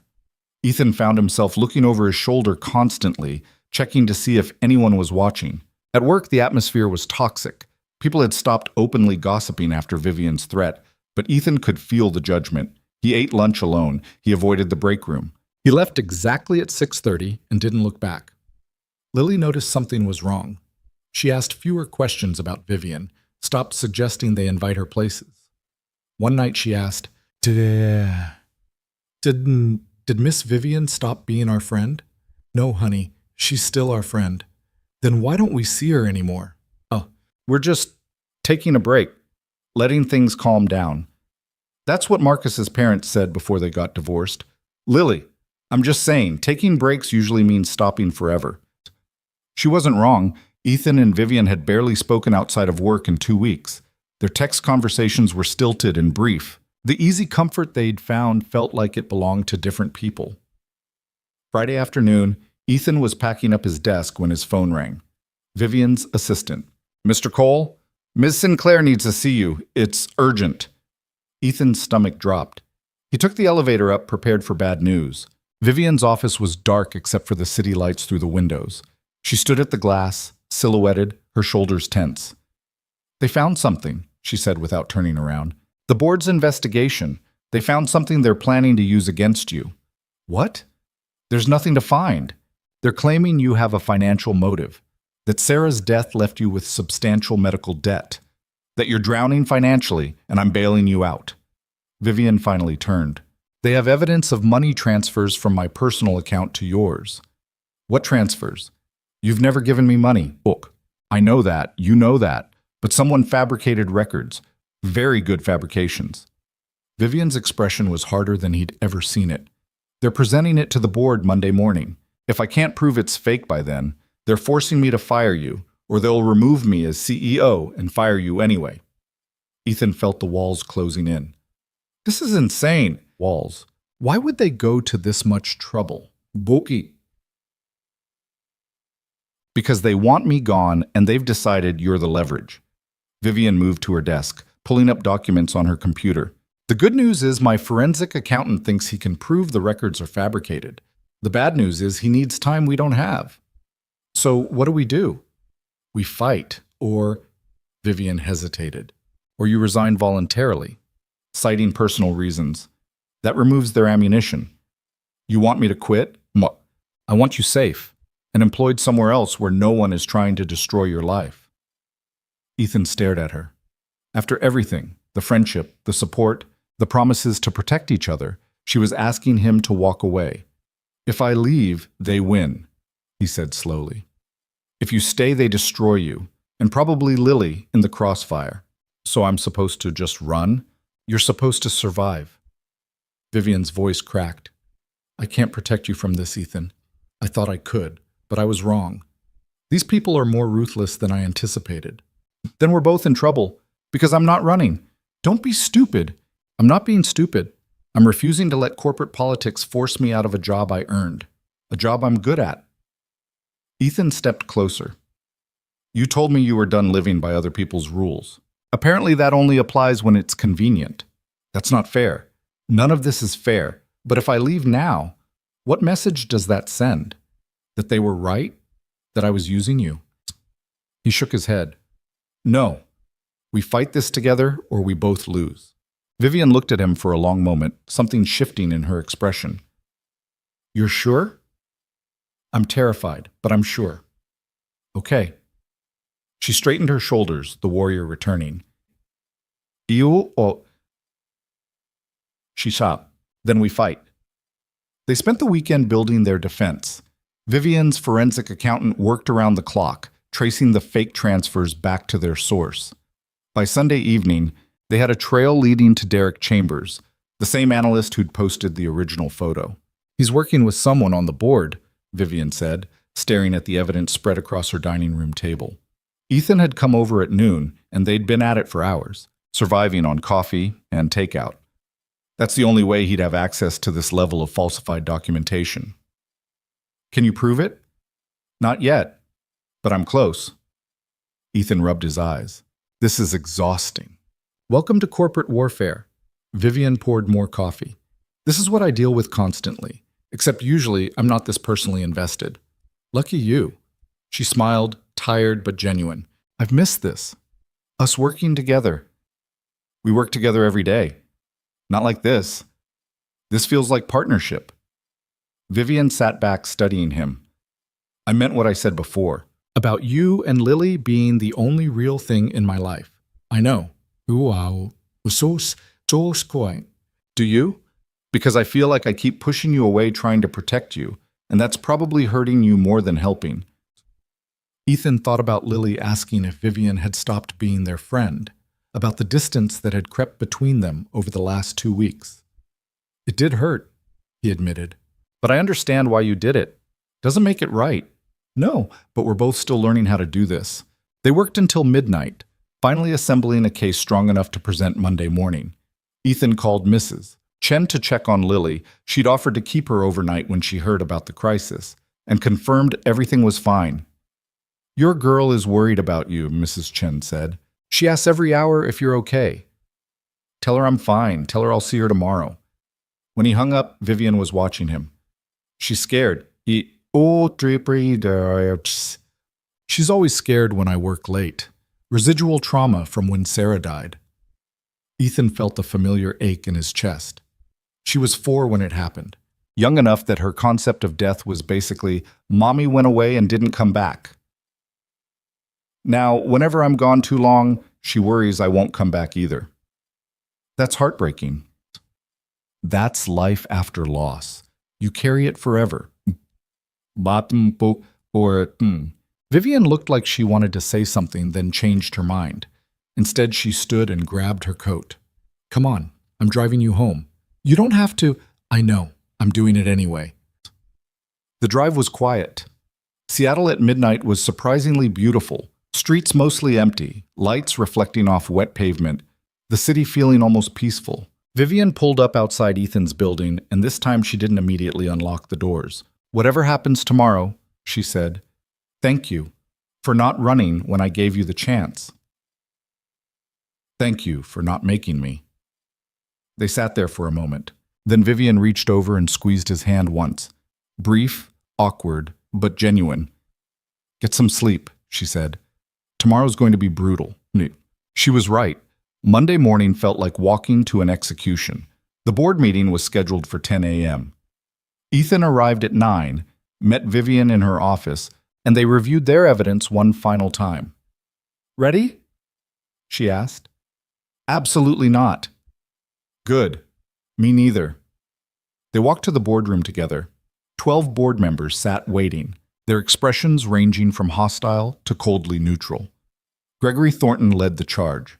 Let's get right to it, he said, not bothering with pleasantries. We have evidence that Mr. Cole has been receiving substantial payments from you, Ms. Sinclair. Payments that coincide with his increasing influence in this company. He slid a folder across the table. Inside were bank statements, transfer receipts, even what looked like signed contracts. These documents are fabricated, Vivian said calmly, and we can prove it, but can you? Patricia Chen leaned forward. Because our forensic team confirmed their authenticity. Your forensic team was lied to. Vivian opened her laptop. Mister, Cole has never received any money from me personally. These transfers don't exist in reality, only in documents created specifically to frame him. That's a serious accusation, Thornton said. It's a provable fact. Vivian pulled up her evidence. The metadata on these documents shows they were created last week. The account numbers don't match any actual accounts I hold, and the signatures are digital forgeries. She walked them through every detail. The board members shifted uncomfortably as the case fell apart. But Thornton wasn't done. Even if these particular documents are fake, he said, the relationship itself is problematic. Mr. Cole has benefited from special treatment since you two became friends. Define special treatment, Vivian shot back. Extended deadlines, preferential assignments, public defense when others would have been terminated. Well, He received one deadline extension in 2 years. His assignments are based on his skill set, and I defended him because he's excellent at his job. Vivian's voice went cold. What you're really saying is that you don't believe a man and woman can be friends without sexual motivation. That's your prejudice, not my problem. The room fell silent. Ethan sat frozen, watching Vivian dismantle them piece by piece. Furthermore, Vivian continued, I know who fabricated these documents, Derek Chambers in market analysis, and I know he was working with someone on this board. She looked directly at Thornton. Would you like to guess who? Thornton's face went pale. That's slander. It's the truth, and I have proof. Vivian slid her own folder across the table. Email communications between you and Chambers, payment records from your personal account to his. You orchestrated this entire scheme to discredit me through Ethan. Patricia grabbed the folder, flipping through it. Her expression hardened. Gregory, is this true? I was protecting the company. You were staging a coup. Vivian's voice could have cut steel. You wanted me gone so badly you were willing to destroy an innocent man's life and career. Congratulations. You've just destroyed your own instead. The meeting erupted, board members arguing, Thornton trying to defend himself, Patricia calling for an immediate vote on his removal. Ethan sat there watching his life nearly end and then get saved in the span of 30 minutes. Finally, Patricia called for order. Mr. Thornton, you're removed from this board effective immediately. Mr. Chambers will be terminated and potentially prosecuted. And Miss Sinclair, you have this board's full support moving forward. It was over. They stumbled out of the boardroom an hour later, both as exhausted and shell-shocked. Vivian's office felt like sanctuary. We won, she said, like she couldn't believe it. You won. I just sat there. You stayed. That was the brave part. Ethan's phone buzzed. Mrs. Chen. Lily wants to know if everything's okay. He texted back. Everything's fine. I'll pick her up soon. Go get your daughter, Vivian said. Take the rest of the day. You've earned it. What about you? I have to deal with the aftermath. Fire some people, reassure others, probably drink an entire bottle of wine later. She managed a tired smile. But we're okay now. All of us. Ethan stood to leave, then stopped. Vivian, thank you for fighting for me. Thank you for being worth fighting for. He went home and picked up Lily, who threw herself into his arms with such force it nearly knocked him over. You're okay, she said into his shoulder. You came back. I'll always come back, Lil. Always. That night, he tucked her into bed and she asked, Is Miss Vivian okay too? Yeah, she's okay. Good, I like her. She's family now. Ethan's breath caught. Family? The family you choose, not the family you're born with. Lily yawned. Mrs. Chen told me about chosen family. It's the people who stay even when things are hard. Out of the mouths of 8-year-olds. Ethan's phone buzzed as he closed Lily's door. Vivian. Dinner this weekend? The three of us? I think we've earned it. He smiled and typed back. Yeah, we definitely have. Saturday came with unexpected sunshine, rare for Seattle in December. Ethan woke to Lily jumping on his bed at 7 a.m., which was actually generous considering she'd been awake since 6, asking when they were leaving. We're not meeting her until noon, Ethan groaned, pulling a pillow over his head. Ethan. But I need to pick an outfit and do my hair and make sure Steve looks good. The cactus is coming? Obviously, Miss Vivian gave him to me. He's part of the family. Ethan gave up on sleep and made pancakes while Lily changed clothes 4 times, finally settling on jeans and a sweater with a whale on it. Steve the cactus got positioned carefully in a small tote bag with tissue paper padding. "This is ridiculous," Ethan told the cactus. "You know that, right?" Steve, being a cactus, did not respond. Vivian picked them up at 11:30, earlier than planned. She looked different, relaxed almost. Dark jeans, a soft gray sweater, her hair in a loose ponytail instead of the severe bun. No makeup except maybe some lipstick. She looked younger, approachable. "You brought Steve," Vivian said, noticing the cactus poking out of Lily's bag. "He wanted to come. He gets lonely if we leave him home too long. Of course, we can't have a lonely cactus." They drove north, out of the city. Lily chatted from the back seat while Ethan watched the landscape change from urban to suburban to almost rural. Trees appeared, then more trees. Then they were driving through what looked like actual forest. "Where are we going?" Ethan finally asked. "Somewhere I haven't been in years." Vivian's expression was unreadable. I thought it was time. 20 minutes later, they pulled up to a small house on the edge of a lake. The place looked weathered but cared for. Fresh paint, a tidy garden, a dock extending into the water. An older woman stood on the porch, and when she saw the car, her face broke into a wide smile. Vivian parked and sat there for a moment, her hands gripping the steering wheel. "Who's that?" Lily whispered. "That's Margaret," Vivian said quietly. "She was my foster mother, the only good one I ever had." Yeah. Ethan's chest tightened.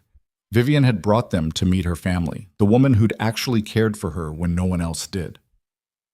Margaret came down from the porch as they got out of the car. She was maybe 65, with gray hair in a braid and warm brown eyes that looked exactly like the kind of eyes that could make a scared kid feel safe. "Vivian Sinclair," Margaret said, and her voice cracked. "You finally came to visit." "I know, I'm sorry, I should have." Margaret pulled Vivian into a hug, cutting off the apology. For a second, Vivian stood rigid, then slowly relaxed into it. When they pulled apart, Vivian's eyes were suspiciously bright. "And you brought friends," Margaret said, turning to Ethan and Lily. "I'm Margaret Thompson. Come in, all of you. I made lunch." The house smelled like bread and something savory. Margaret ushered them inside, immediately fussing over Lily, admiring Steve the cactus with appropriate seriousness. "He's very handsome," Margaret told Lily. "I can see why you brought him." "He's part of the family," Lily explained. "Miss Vivian gave him to me." "Did she now?" Margaret glanced at Vivian with knowing eyes. That was thoughtful of her. They ate lunch at a small wooden table overlooking the lake. Margaret had made soup and fresh bread, simple but perfect. She asked Lily about school, marine biology, her favorite things. She asked Ethan about his work with genuine interest. She treated them like they'd been part of her life forever. And she watched Vivian with the careful attention of someone who'd learned to read hidden pain. After lunch, Lily asked to go explore the dock. Margaret sent her with a life jacket, just in case. And Lily ran off with Steve, promising to be careful. "She's wonderful," Margaret said, watching through the window. "How old?" 8, Ethan replied. "Going on 30. The smart ones always are." Margaret turned to Vivian. "You want to tell me what's really going on?" Vivian had been quiet through most of lunch. Now she looked at Margaret with something vulnerable in her expression. "I've been thinking about what you told me," Vivian said, "years ago, before I left, about how success without connection is just expensive loneliness." "I remember." "You were right. I built everything you said I would. The company, the money, the reputation, and I was miserable." Vivian's voice was steady, but her hands weren't. "Then I met Ethan and Lily, and suddenly I understood what you meant." Margaret reached across the table and took Vivian's hand. "I'm proud of you." "For what? Almost destroying his career? Getting him investigated by my board? Putting an 8-year-old in the crossfire of corporate politics?" "For letting people in anyway." Margaret squeezed her hand. That was always your biggest fear. Not failure, not poverty, but letting someone matter and then losing them. Ethan felt like he was intruding on something private. He started to stand to give them space, but Margaret waved him back down. Stay. You're part of this now, whether you like it or not. She looked at him with those warm, knowing eyes. She's told you about her childhood? Some of it, Ethan said carefully. Then you know she learned early that caring about people meant getting hurt. I had her for 3 years, aged 12 to 15, and she never fully let me in. Always kept one foot out the door, expecting me to send her away. Margaret's voice was gentle but sad. When she aged out of the system, she vanished, built her empire and cut ties with everyone who might remind her she was human. I didn't cut ties, Vivian protested weakly. I just got busy. You disappeared for 8 years. That's not busy. That's hiding. Vivian looked down at the table. I was afraid if I came back, you'd see what I'd become. How cold I was. How ruthless. And what did you think I'd do? Judge you? I raised enough foster kids to know that survival takes different forms. Margaret turned to Ethan. Has she told you why she's really so scared? Margaret. Vivian's voice held a warning. He should know. If you're letting him and that beautiful child into your life, he deserves to know. Vivian was quiet for a long moment. Outside, Lily's laughter carried across the water. Finally, Vivian spoke. I had a sister, she said quietly. Half-sister, technically. Same father, different mother. Her name was Emma. She was 6 years younger than me. Ethan went very still. Vivian had never mentioned a sister. We were in the same foster home for 2 years. The bad one, before Margaret. Emma was 4, I was 10. Vivian's voice was flat, emotionless in the way people get when they're talking about something that still hurts. I promised I'd protect her. Promised we'd stay together no matter what. What happened? Ethan asked softly. I got moved to a different home. They said Emma was too young, needed a family that wanted to adopt young kids. They split us up. Vivian's hands clenched into fists. I never saw her again.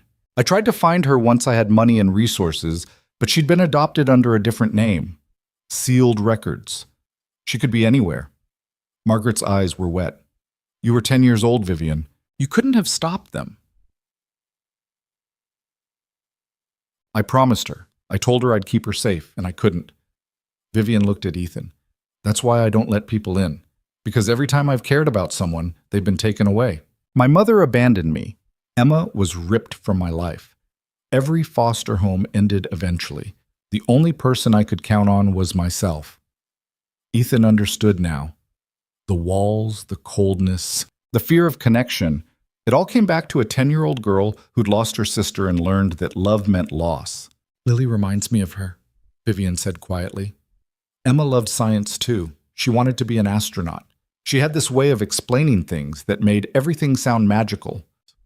A tear slid down Vivian's cheek.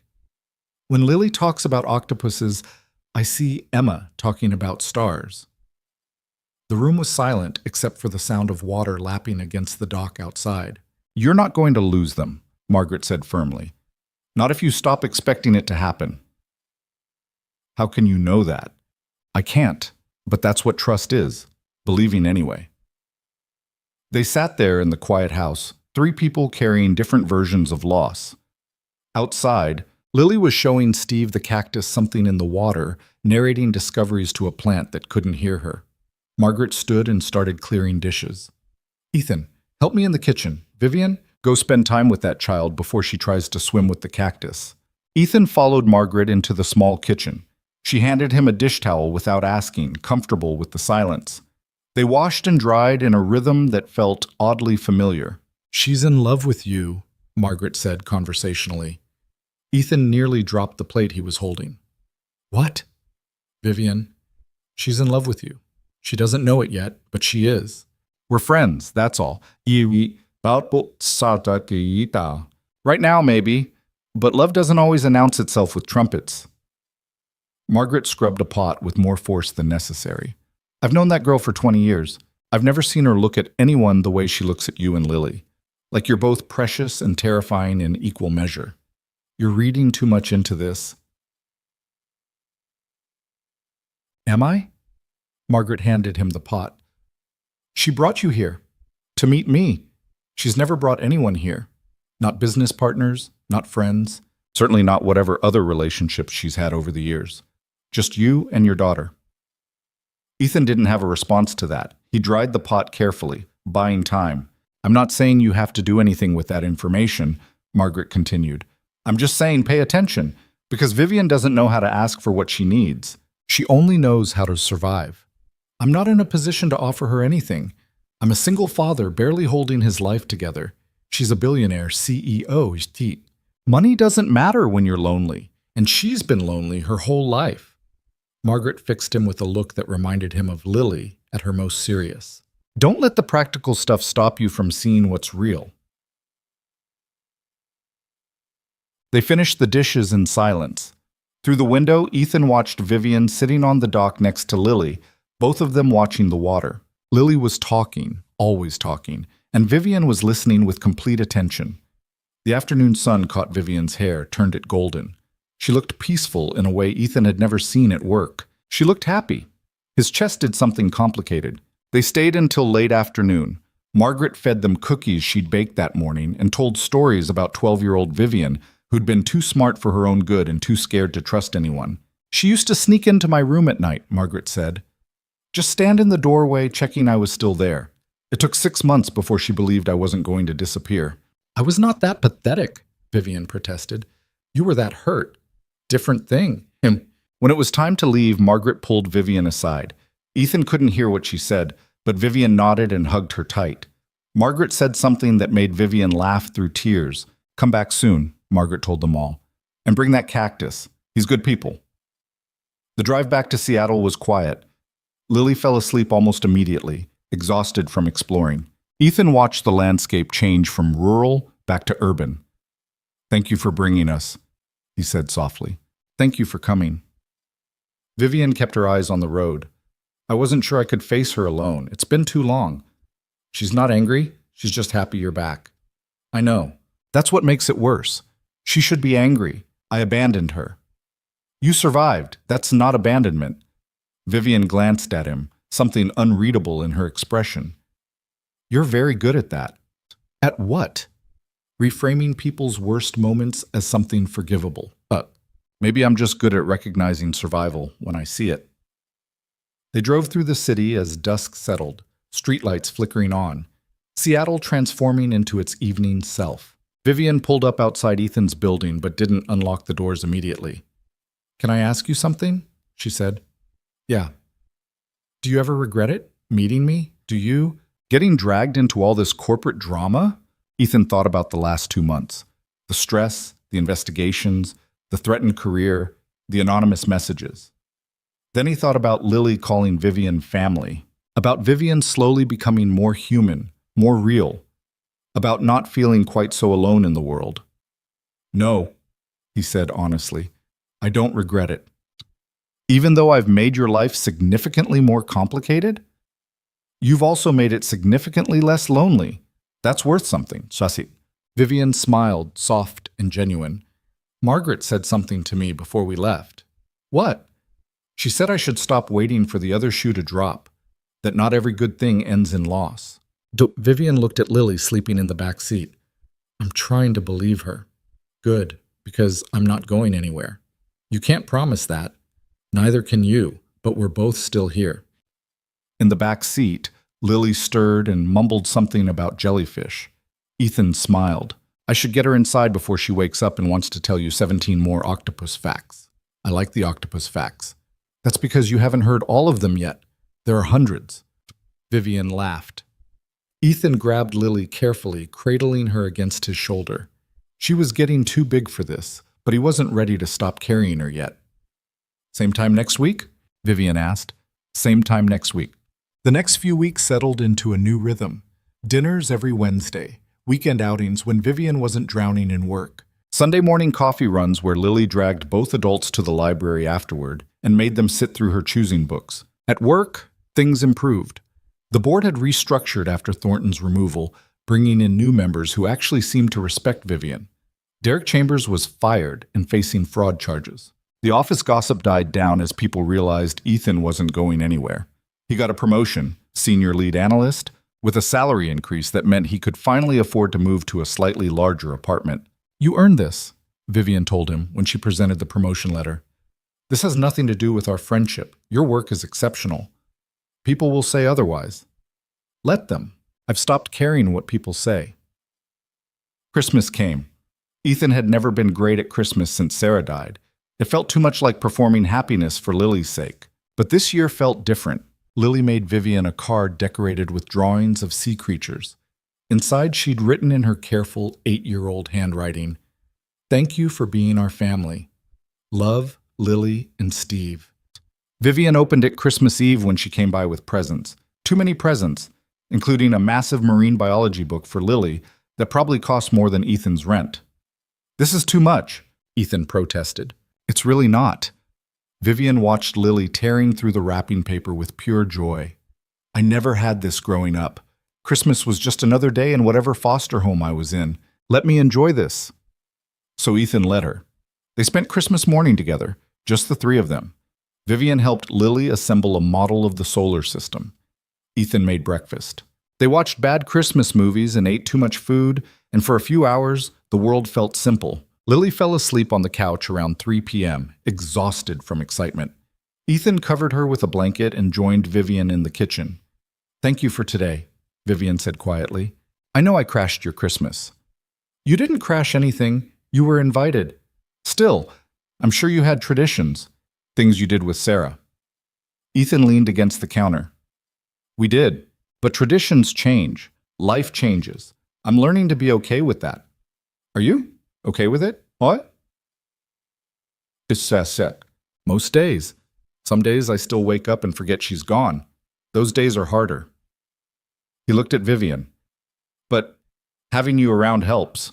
You and Margaret were right about that loneliness thing. It's different when you share it." Vivian moved closer, hesitant. "I got you something. I wasn't sure if I should give it to you." "Why?" "Because it's personal, maybe too personal." She pulled a small wrapped box from her bag. "But Margaret said I should give it to you anyway." Ethan opened it carefully. Inside was a photo in a simple frame.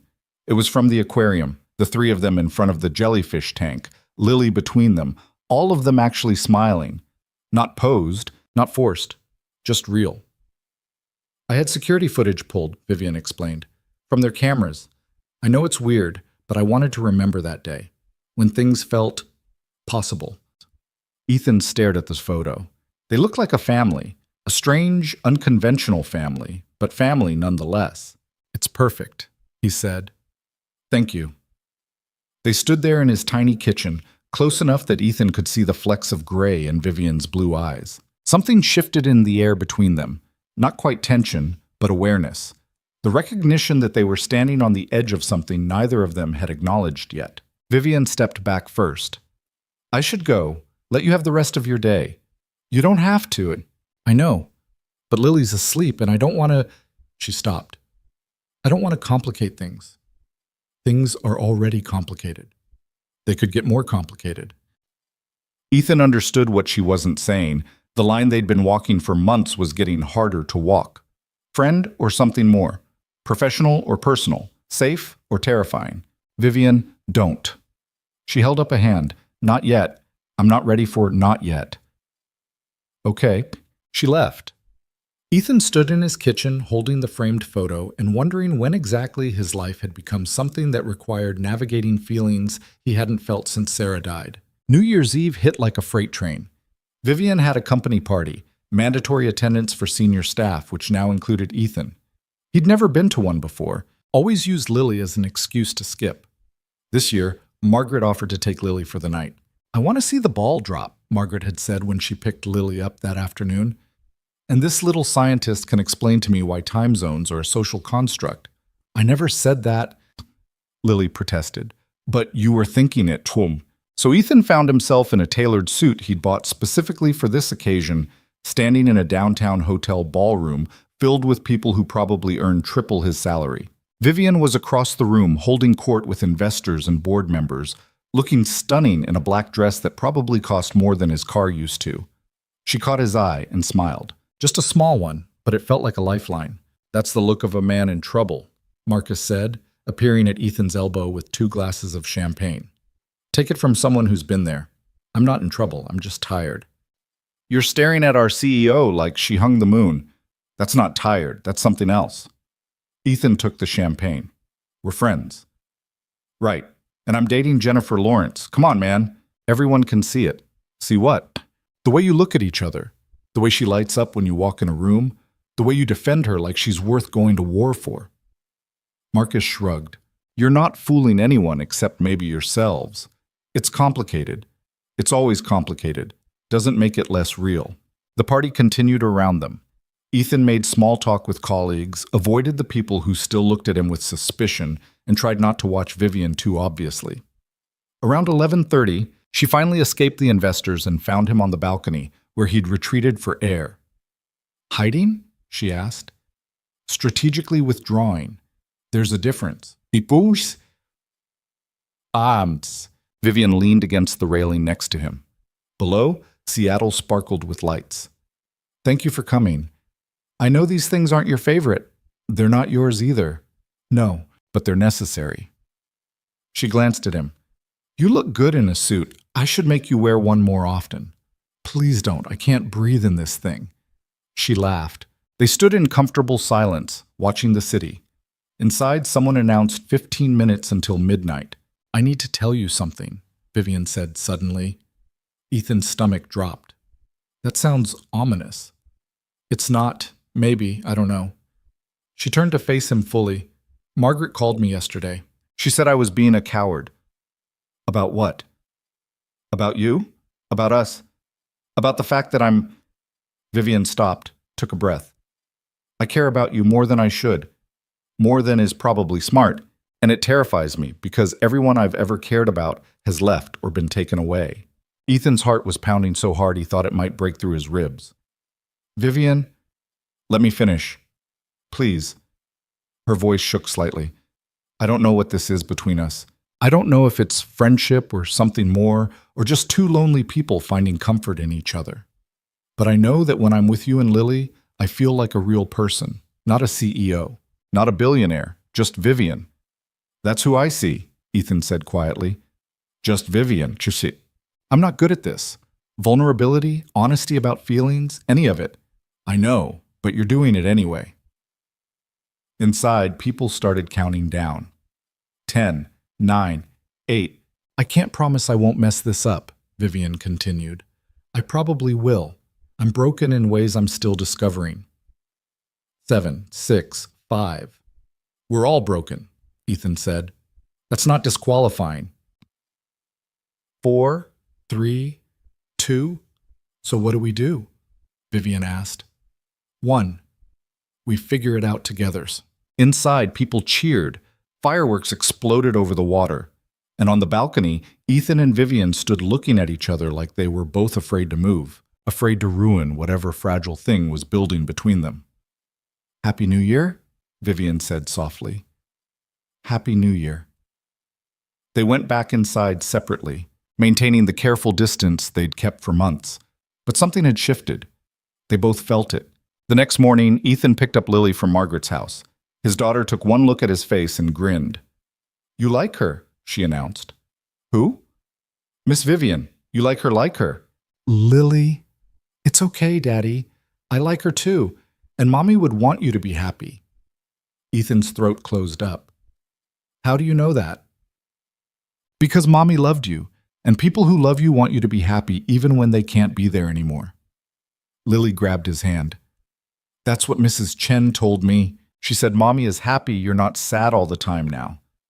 I'm not sad all the time? Not anymore. You smile more. You laugh at my jokes even when they're bad. You're not doing the face. Lily squeezed his hand. I like this version of you better.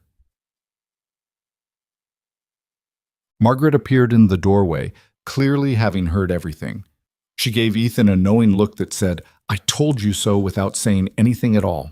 Monday morning, Ethan arrived at work to find a note on his desk. In Vivian's precise handwriting, Coffee? My office, when you have a minute. He went immediately. Vivian's office looked the same as always. Pristine, organized, expensive. But she looked different, less armored somehow. "Close the door," she said. Ethan closed it. "I've been thinking about what I said on New Year's Eve," Vivian began, "and what Margaret said, and what my therapist said. Yes, I started seeing a therapist. Don't look so shocked." "I'm not shocked." "You are a little bit. Anyway," Vivian stood, moved around her desk so nothing was between them. "I want to try. Whatever this is, I want to try." "Try what exactly?" "Dating, courting, whatever people call it now. I want to take you to dinner, not as your boss or your friend, but as someone who's interested in you romantically." She said it clinically, like she was presenting a business proposal. "If you're interested, which you don't have to be. I know this is complicated with work and Lily and Vivian." "Yes? I'm interested." She stopped mid-ramble. "You are?" "I've been interested for weeks. I just didn't think you were ready to hear it. I'm not sure I'm ready now, but I'm tired of being afraid." Vivian stepped closer. "So, dinner? Real dinner? As a date?" "As a date," Ethan confirmed. They stood there grinning at each other like idiots until Vivian's assistant knocked on the door with a reminder about her 9 a.m. call. Reality returned. They both stepped back, professional distance reasserting itself. "Saturday?" Vivian asked. "I'll pick you and Lily up. We can tell her together." "You want to tell her we're dating? She deserves to know. And honestly, she probably already does." Ethan laughed because that was absolutely true. Saturday came. They went to dinner at a quiet restaurant. Lily had dressed up without being asked, which confirmed she'd figured everything out already. Halfway through appetizers, Vivian cleared her throat. "Lily, your dad and I want to talk to you about something." "You're dating," Lily said immediately. "I know. I'm not dumb." Ethan and Vivian exchanged glances. "How did you know?" Ethan asked. "Because you look at each other the way people in movies look at each other before they kiss. It's super obvious." Lily speared a piece of calamari. "Are you going to get married?" "We literally just started dating," Vivian said, slightly panicked. "That's not a no." "Lily," Ethan warned, "I'm just saying, if you're going to date, you should know my requirements." Lily ticked them off on her fingers. 1. Miss Vivian has to keep coming to my school stuff. 2. We still do family dinners every week. 3. If you get married, I get to be in the wedding. 4. Steve gets his own room. "The cactus does not need his own room," Ethan said. "He's a growing boy. He needs space." Vivian was laughing, actually laughing, and Ethan fell a little bit more in love with both of them in that moment. His daughter who'd survived her mother's death and was brave enough to build a new family, and Vivian who'd survived a childhood of abandonment and was brave enough to try again. "I think we can work with those requirements," Vivian said seriously. "Except maybe the Steve thing. That's negotiable." "Everything's negotiable," Lily agreed, like she was running a business deal. They finished dinner, went for ice cream despite the January cold, and drove home through the city that had witnessed their entire strange journey. Ethan sat in the passenger seat while Lily chattered from the back, and Vivian drove with one hand, her other resting between the seats where Ethan could reach it if he wanted. He wanted.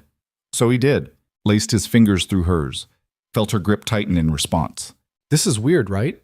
Vivian said quietly, so Lily wouldn't hear. "Dating my employee?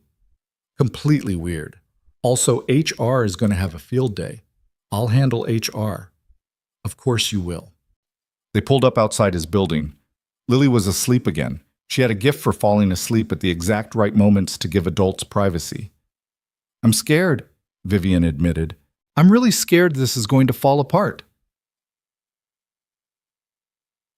"It might," Ethan said honestly. "We might mess this up spectacularly, but we might not, and I think the might not is worth the risk." Vivian looked at him in the dim light of the car, her expression open and vulnerable in a way that still surprised him every time. "Thank you," she said. "For what?" "For seeing me, the real me, and not running away." "Thank you for the same thing." They sat there for a moment longer. Then Ethan got out, carefully extracted Lily from the back seat, and carried his sleeping daughter upstairs. He was tucking her into bed when she stirred. "Daddy?" "Yeah, Lil? I'm happy. Are you happy?" Ethan thought about the question. 4 years ago, he didn't think he'd ever be happy again. Thought happiness died with Sarah. But here he was, learning that you could lose something irreplaceable and still find something new worth holding on to. Yeah, kiddo, I'm happy. Good, Lily yawned. Tell Miss Vivian I said goodnight. I will. She fell back asleep. Ethan sent Vivian a text. Lily says goodnight. Also, I'm happy. So the response came immediately. I'm happy too, that's new for me. Good new or scary new? Both, mostly good. Ethan smiled and set his phone down. Outside his window, Seattle glittered in the dark. Somewhere in that city, Vivian was probably still awake, probably working, definitely overthinking everything. But they were trying, both of them. And for now, that was enough. 3 months into dating Vivian Sinclair, Ethan learned that happiness didn't erase fear. It just made the fear feel more urgent. February brought cold rain and a strange new rhythm to their lives. Vivian stayed over some nights, sleeping on the couch because Lily was still adjusting to the idea of her being there in the morning. They'd wake up tangled together anyway. Ethan would find Vivian at 5 a.m. making coffee in his kitchen like she belonged there, which increasingly she did. Work became a careful dance. They maintained professionalism during office hours, but everyone knew. HR had required them to sign disclosure forms. Patricia Chen from the board had called a meeting to discuss optics and appropriate boundaries, which Vivian had handled with her usual Ice Queen efficiency. Let me be clear, Vivian had told the board. My personal life is not up for committee review. Ethan and I have disclosed our relationship as required. Beyond that, how I spend my time is my business. Patricia had actually smiled. Good. Just wanted to make sure you'd fight for it. Carry on. But maintaining two separate worlds, professional Vivian and his Vivian, was exhausting for both of them. At work, they were boss and employee. At home, they were something messier and more real. The cognitive dissonance was starting to show cracks. It all came apart on a Tuesday in March. Ethan was in a meeting when his phone rang. Lily's school. His stomach dropped. They only called for emergencies. Mr. Cole, this is Principal Morrison. Lily's fine, but we need you to come in. There's been an incident. Ethan left the meeting without explanation, grabbed his coat, and was halfway to the elevator when Vivian's assistant caught him. She wants to come with you, the assistant said quietly. She's getting her coat now. She has a board presentation in 20 minutes. She's rescheduling it. Vivian appeared already in her coat, her expression tight with worry. They didn't discuss it, just went. In the car, Vivian drove while Ethan called the school back for details. She got in a fight, Principal Morrison explained. Another student said something about her family situation, and Lily reacted physically. The other child is fine, but this is serious, Mr. Cole. Ethan's heart sank. Lily had never hit anyone in her life. They arrived at the school to find Lily sitting in the principal's office, her face blotchy from crying, her knuckles scraped. The other kid, a boy named Tyler from her class, sat in a separate office with his mother, who looked like she wanted to sue everyone in sight. What happened? Ethan asked, crouching in front of Lily. He said you were dating Miss Vivian for her money. He said you were using her and I was part of the scam. Lily's voice shook. He said Mommy would be ashamed of you. Ethan felt like he'd been punched. Oh, Lil. So I hit him. I know I shouldn't have, but he was lying and I got so mad. I know. Ethan pulled her into a hug, feeling her shake against him. Over her head, he saw Vivian standing frozen in the doorway, her face pale. Principal Morrison cleared his throat. Mr. Cole, I understand this is complicated, but violence isn't acceptable. Lily's suspended for 3 days. That's fair, Ethan said quietly. However, Morrison glanced at Tyler's mother through the window. The other child did initiate the verbal harassment. His mother has been vocal about your personal life at school events. That's also not acceptable. We'll be addressing that separately. They left with Lily suspended and Tyler facing detention. In the car, Lily cried quietly in the back seat while Vivian drove in silence. I'm sorry, Lily said eventually. I know violence is wrong, but he was being mean about you and Daddy, and I couldn't let him say those things. Vivian pulled over suddenly. right there on the side of the road. She turned to look at Lily, her eyes wet. "You don't apologize for defending someone you love," Vivian said, her voice thick. "But you can't fight every battle with your fists, sweetheart. Some people will always think the worst. That's their problem, not yours." But they're wrong. I know. And the people who matter know that too. Vivian reached back and squeezed Lily's hand. "Your dad is the best man I've ever known. He's not using me. If anything, I'm the one who got lucky." Lily sniffled. "Are you going to leave because I got in trouble?" "What? No, never." Vivian looked genuinely shocked. "Why would you think that?" "Because everyone always leaves when things get hard. That's what Marcus says. His dad left when his parents started fighting." Utang! Ethan felt his heart crack open. Lily had been carrying this fear and never said anything. "I'm not leaving," Vivian said firmly. "Not because of this. Not because of anything. You're stuck with me, kiddo. Both of you." They drove home. Ethan called work to say he was taking the rest of the day. Vivian did the same, ignoring 3 calls from her assistant. They ordered pizza and watched movies with Lily tucked between them on the couch, and tried to pretend the world outside didn't exist. That night, after Lily finally fell asleep, Ethan and Vivian sat in his tiny kitchen drinking wine neither of them really wanted. "This is my fault," Vivian said quietly. "People are targeting Lily because of me, because I'm visible and wealthy and dating you. It's not your fault. It's Tyler's mother's fault for being a gossip. Tyler's mother wouldn't have anything to gossip about if I wasn't in your life." Ethan set down his wine glass. "Don't do that. Don't make this about whether we should be together. We've been through worse." "Have we? Because watching an 8-year-old get suspended for defending us feels pretty terrible." Vivian's voice cracked. "I can't protect her from this, Ethan. I can buy security and hire lawyers and throw money at problems, but I can't stop people from being cruel. No one can. That's not on you.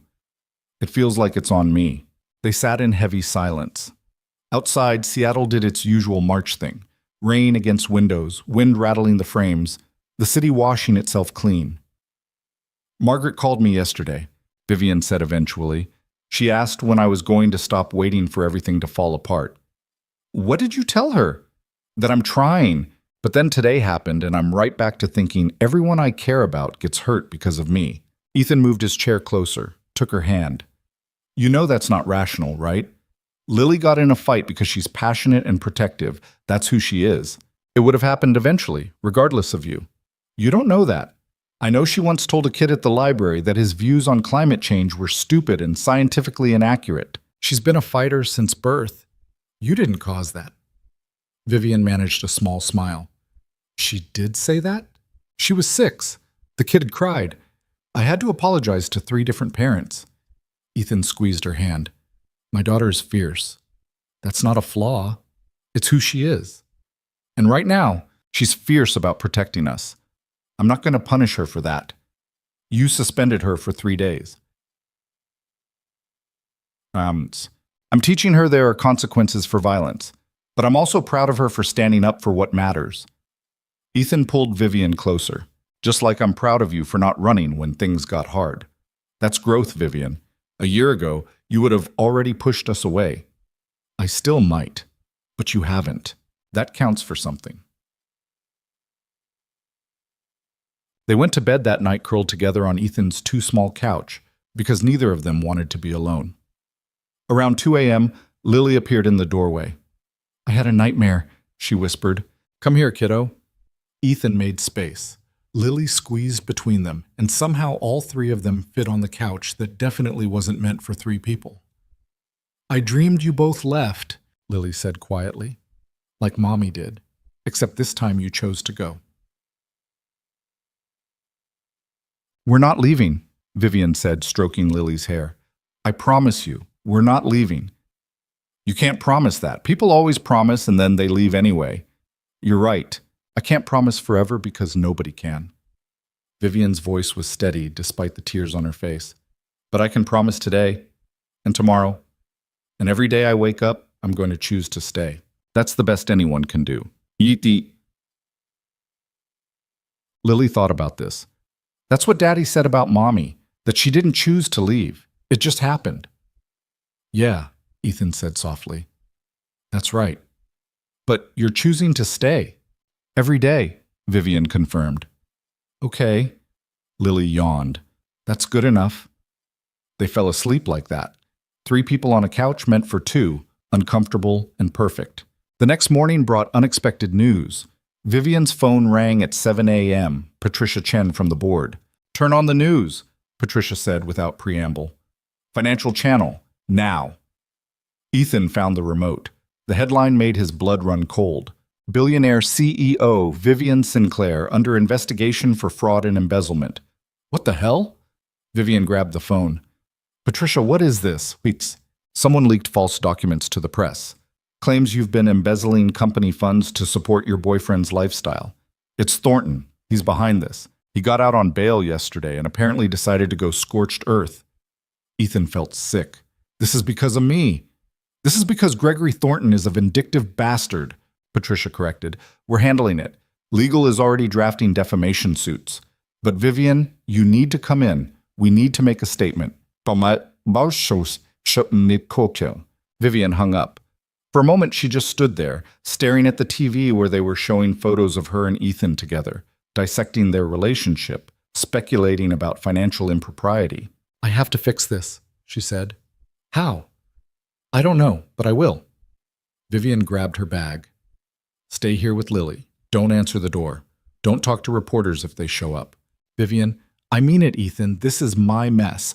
Let me clean it up. She left. Ethan stood in his apartment with his suspended daughter and watched his girlfriend's reputation get destroyed on national television. Lily appeared beside him. Is Miss Vivian in trouble? Yeah, Lil, she's in trouble. Because of us? Ethan wanted to lie, but he'd promised himself years ago he'd always be honest with Lily. Partially, but mostly because some very bad people want to hurt her. That's not fair. No, it's not. Lily watched the screen for a moment. We should help her. I don't know how. Then we figure it out. That's what families do. Out of the mouths of 8-year-olds, Ethan thought for the 100th time. Always the clearest wisdom in the simplest words. He called Marcus. I need a favor. Name it. Get me every analyst at the company on a call. Everyone Vivian has worked with in the last 5 years. Can you do that? Why? Because we're going to prove she's not a fraud, and we're going to do it publicly. Marcus was quiet for a second. You're going to war for her. She went to war for me. My turn. 3 hours later, Ethan had assembled 40 analysts, accountants, and support staff on a video call. Lily sat beside him, watching seriously. Here's what we're doing, Ethan told them. Thornton leaked false documents. We're going to create a comprehensive report showing Vivian's actual financial history with the company. Every transaction, every decision, every dollar accounted for. And we're going to present it to the press by end of business today. That's impossible, someone said. That's years of data. Then we work fast. Who's in? Every single person stayed on the call. They worked like they'd never worked before, pulling records, cross-referencing accounts, building an airtight case. Lily helped organize documents, creating a filing system that would have impressed a law firm. By 4 p.m., they had a 50-page report that proved beyond doubt that every accusation against Vivian was fabricated. Ethan called Patricia. We have evidence. Where's Vivian? In a board meeting. They're voting on whether to force her resignation. Che, don't let them vote yet. We're coming. He grabbed the report, grabbed Lily, and took a car to the office. They burst into the boardroom where Vivian sat surrounded by board members, looking like she'd aged 10 years in one day. What are you doing here? Vivian asked, standing up. Saving your job. Ethan slammed the report on the table. This is a complete financial audit of every transaction Vivian has made as CEO. 40 analysts and accountants spent the day compiling it. It proves every single accusation against her is false. Patricia grabbed the report, flipping through it. Her expression shifted from skeptical to impressed. This is thorough, she said. It's the truth. Ethan looked at Vivian. You've spent 5 years building this company. You've never taken a dollar that wasn't earned. You've sacrificed relationships and health and any semblance of a personal life. And I'll be damned if I let Gregory Thornton destroy that because he's bitter about getting caught. One of the other board members, an older man named Robert, cleared his throat. Mr. Cole, this is highly irregular. Sorry. I don't care about regular. I care about what's right. Ethan turned to the full board. Vivian Sinclair is the best thing that ever happened to this company. She's brilliant and ruthless and occasionally terrifying, but she's honest. And if you force her out based on lies, you're not protecting this company. You're destroying it. Lily stepped forward, looking tiny next to all the adults in expensive suits. Miss Vivian is also really nice. She comes to my dance recitals and brings cacti and listens to me talk about jellyfish, even though I know she's busy. And my dad is right. She's not a liar. So you should keep her as your boss. The room went silent. Then Patricia started laughing, actually laughing. Well, she said, I think that settles it. All in favor of dismissing these accusations and continuing Vivian's tenure as CEO?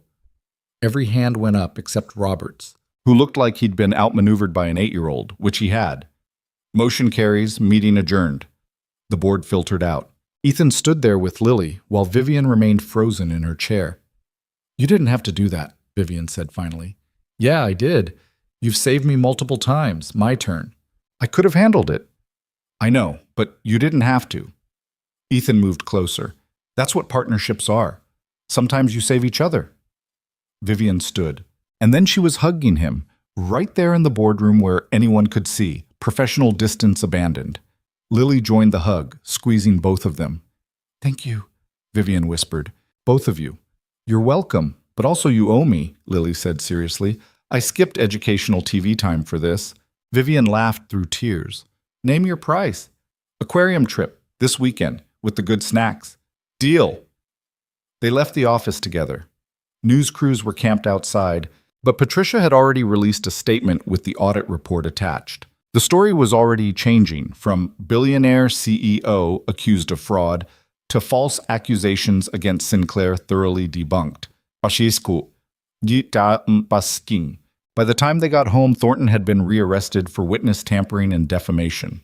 His lawyer was already negotiating a plea deal. That night, they ordered Thai food and ate it on the floor of Ethan's living room because the table was covered in the financial documents they'd printed. Steve, the cactus, presided over the chaos from his place on the windowsill.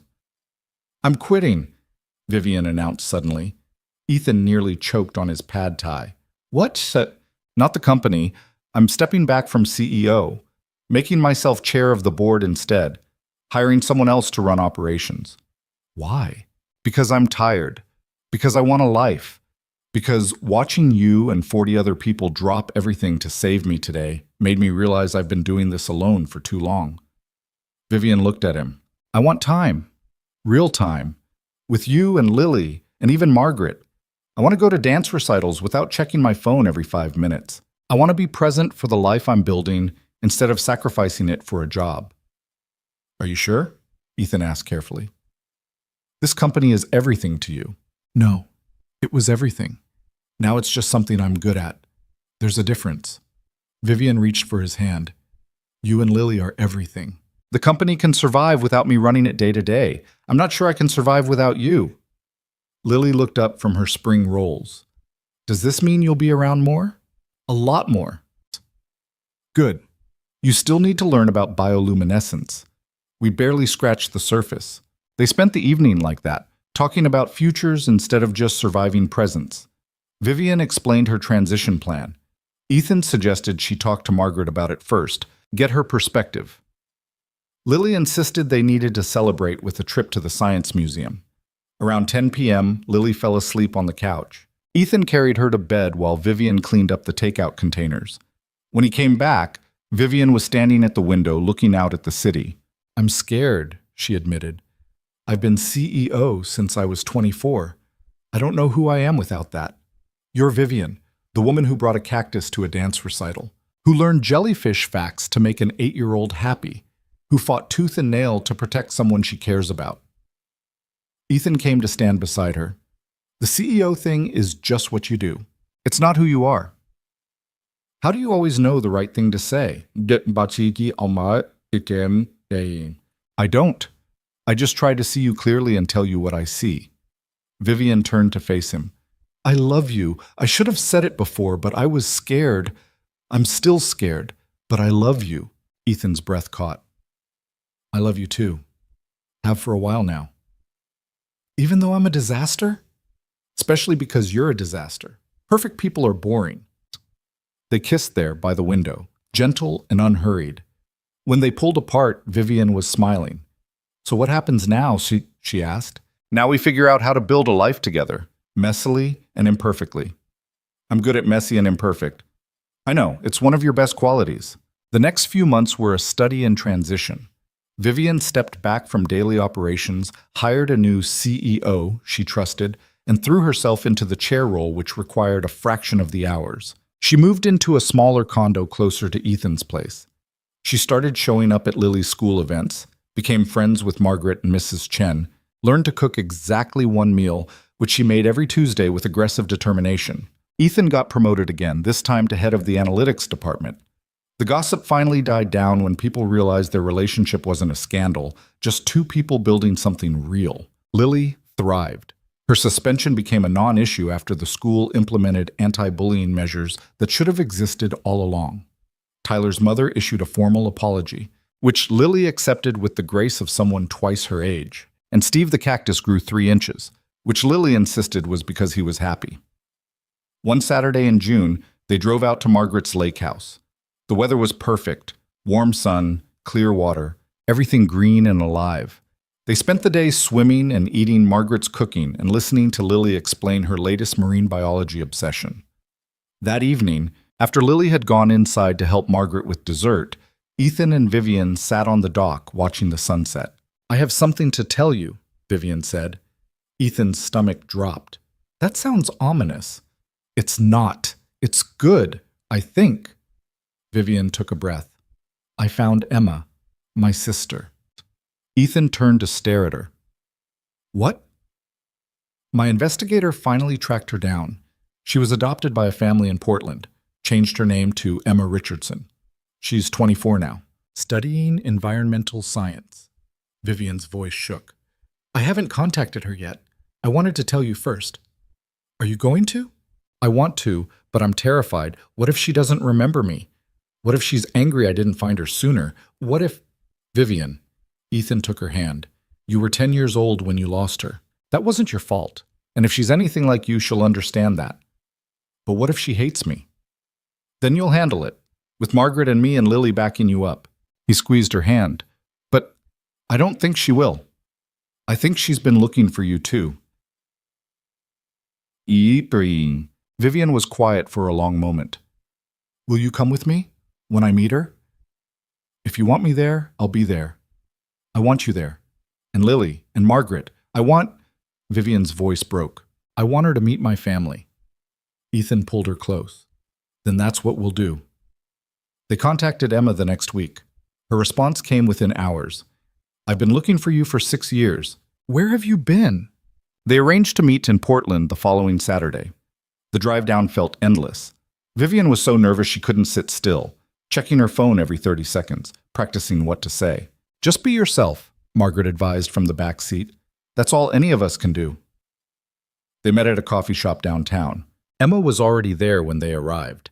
A young woman with Vivian's eyes and their father's dark hair, sitting at a corner table looking equally nervous. When Vivian walked in, Emma stood up so fast she knocked over her chair. Viv, she said, and the childhood nickname broke something open in both of them.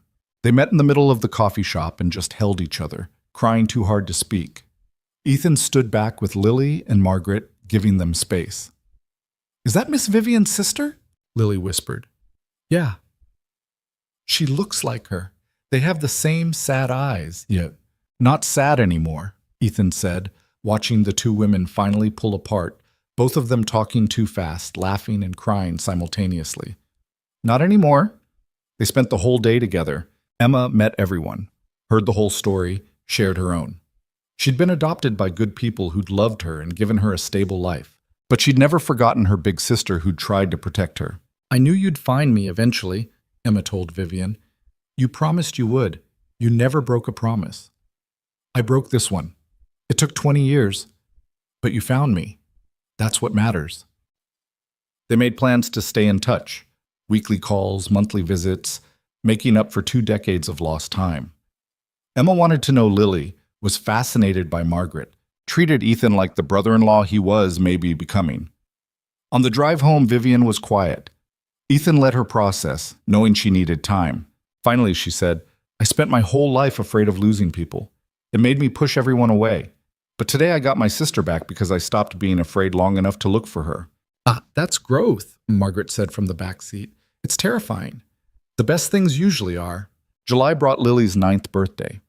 They threw a party at Margaret's lake house.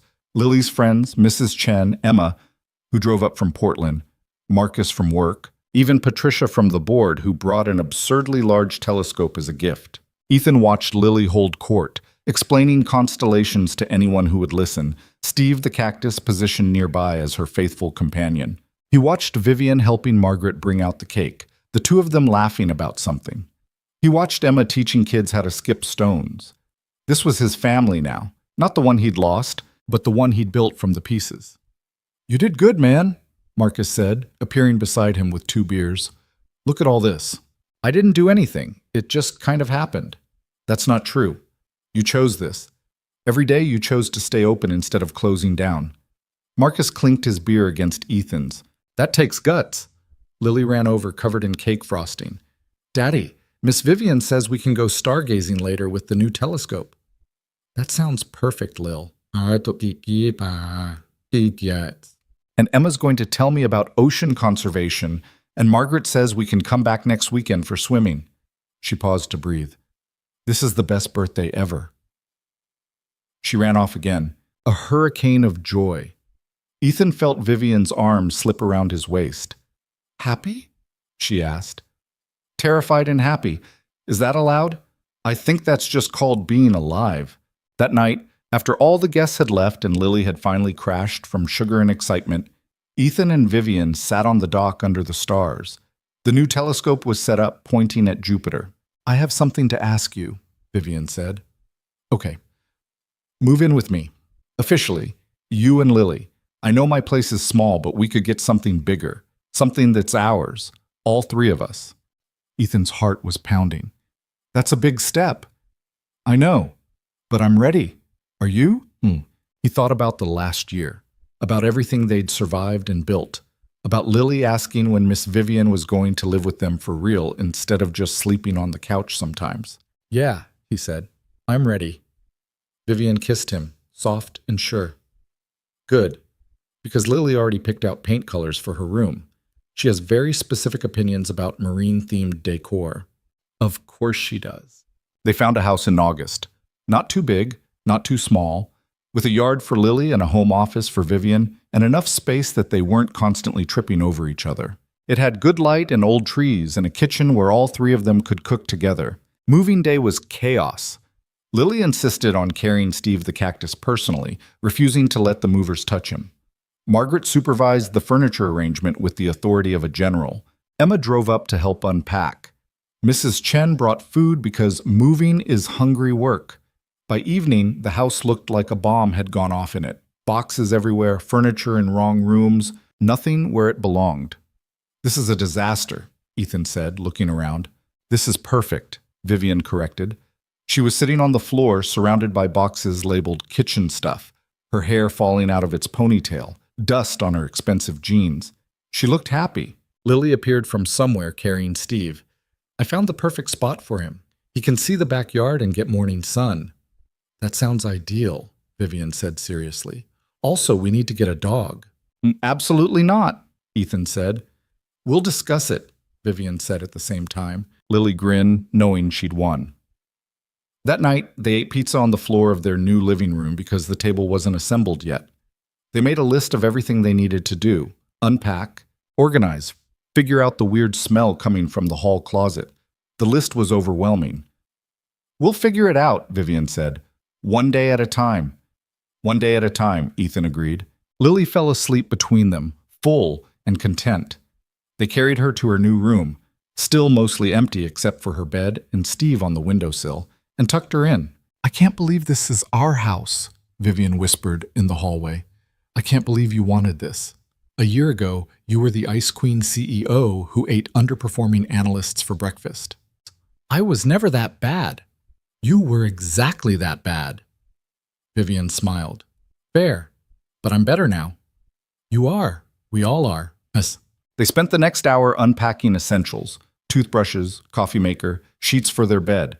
It was mundane and domestic and perfect. September brought new routines. Lily started 4th grade.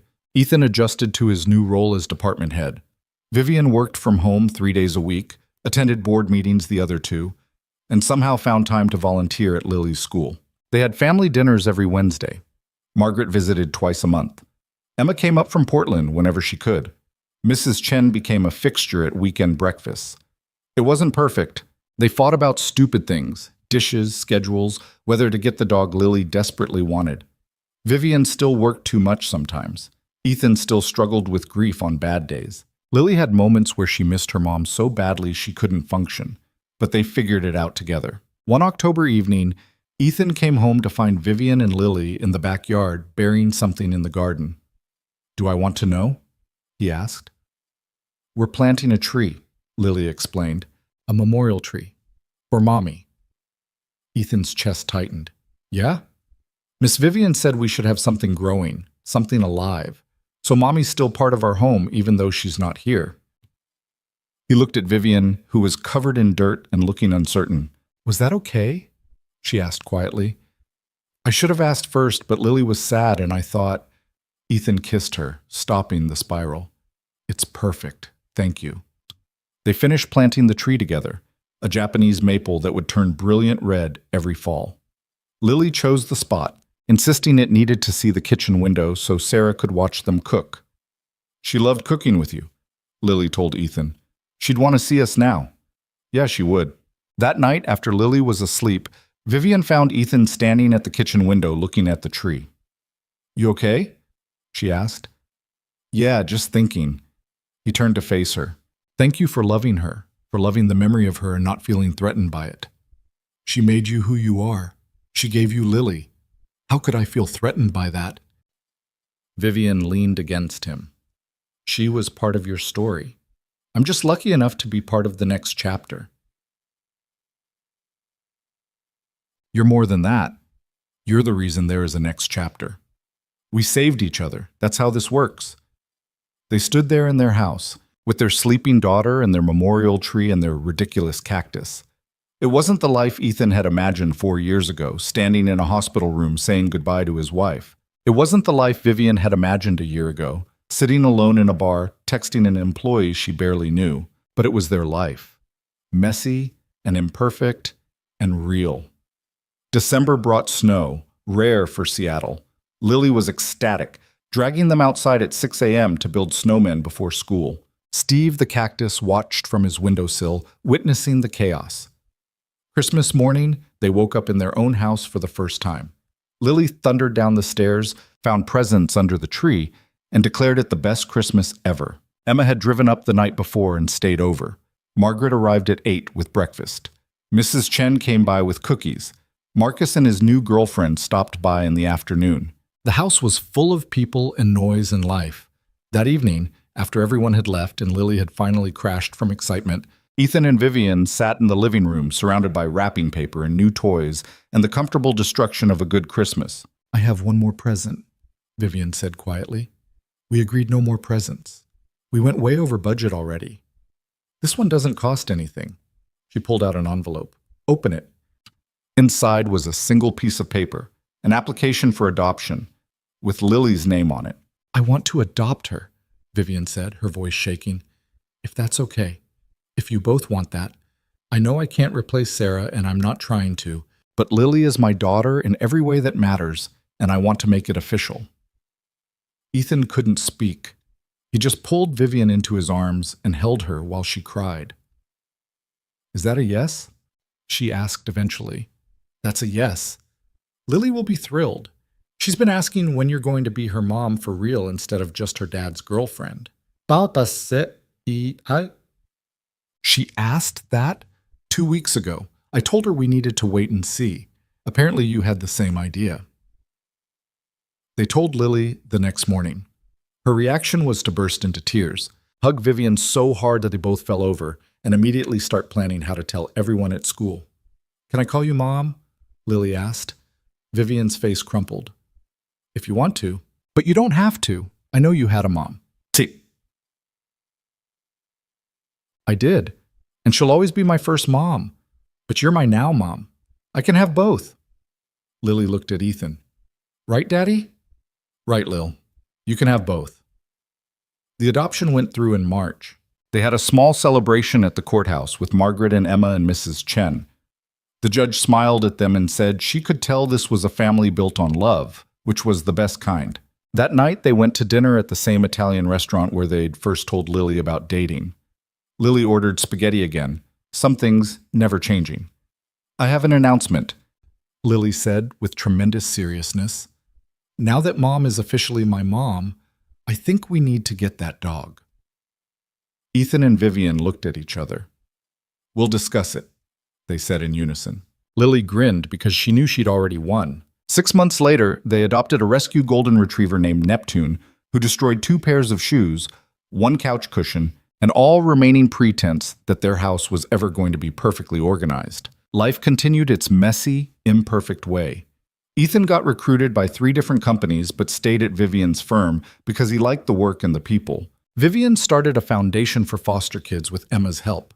Lily got accepted into a special science program for gifted students. They fought sometimes, made mistakes, apologized, forgave, tried again. Margaret said that was called being human, and they were getting better at it. 2 years after moving into their house, Ethan woke up early on a Sunday morning. Vivian was still asleep beside him, her hair spread across the pillow. Through the window, he could see Sarah's memorial tree, now taller, its leaves brilliant red in the October morning.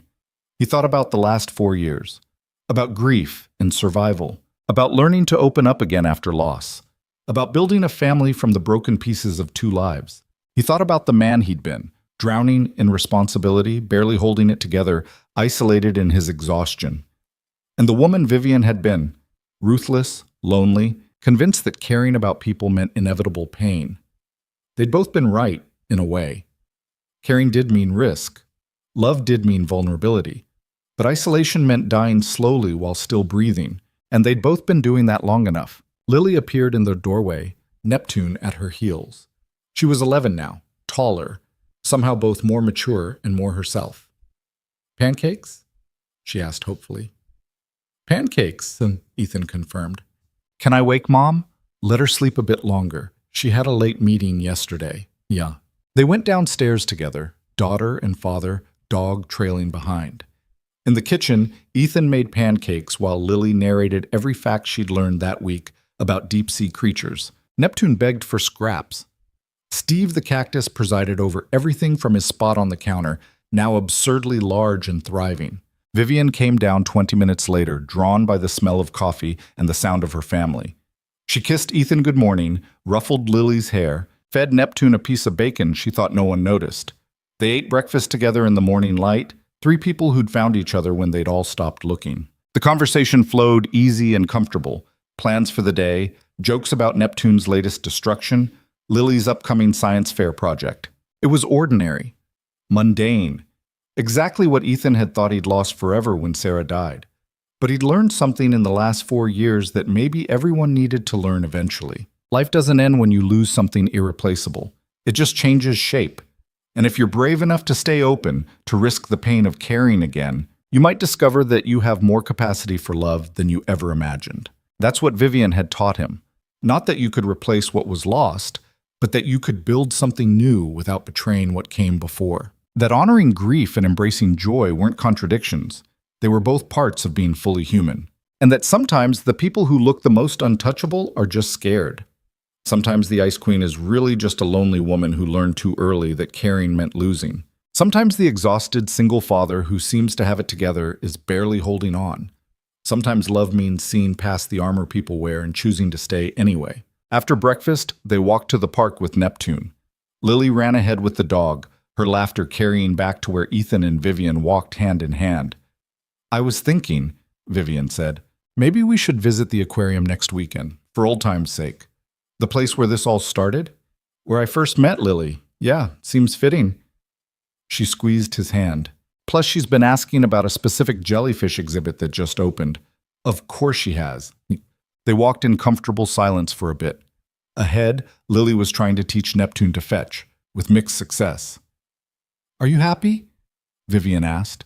It was a question she still needed answered sometimes, like she couldn't quite believe this was real. Ethan looked at his daughter, his wife, their ridiculous dog. He thought about their chaotic house, and their chosen family, and all the imperfect beauty they'd built together. Yeah, he said. I'm happy. Are you? Terrified and happy, Vivian said, echoing their conversation from years ago. But mostly happy. Good. That's all any of us can ask for. They caught up to Lily, who immediately started explaining her new theory about why jellyfish were the perfect organisms. Neptune barked in agreement, or possibly just because he liked noise. And in that moment, walking through a Seattle park on an ordinary Sunday morning, Ethan understood something fundamental. Healing doesn't mean forgetting. It means carrying your losses with you while still reaching for joy. It means honoring what you've survived while building toward what comes next. Sarah would always be part of their story. The tree in their garden proved that. But so would this. The laughter and chaos and imperfect love they were creating every day. That was the real lesson, Ethan thought. Not that you moved on from loss, but that you moved forward with it. Not that you replaced what was gone, but that you made room for what could be. And if you were very lucky, if you stayed open despite the fear, you might discover that you were capable of more love than you ever thought possible. That broken people could build beautiful things together. That family wasn't just about blood or history, but about choosing each other every single day. That sometimes the billionaire nobody dared to love just needed someone brave enough to see her. And sometimes the exhausted single father just needed someone willing to stand beside him. And sometimes a smart, fierce 8-year-old knew exactly what both of them needed before they figured it out themselves. Life wasn't perfect. It was messy and complicated and sometimes still hurt. But it was real, and that made all the difference.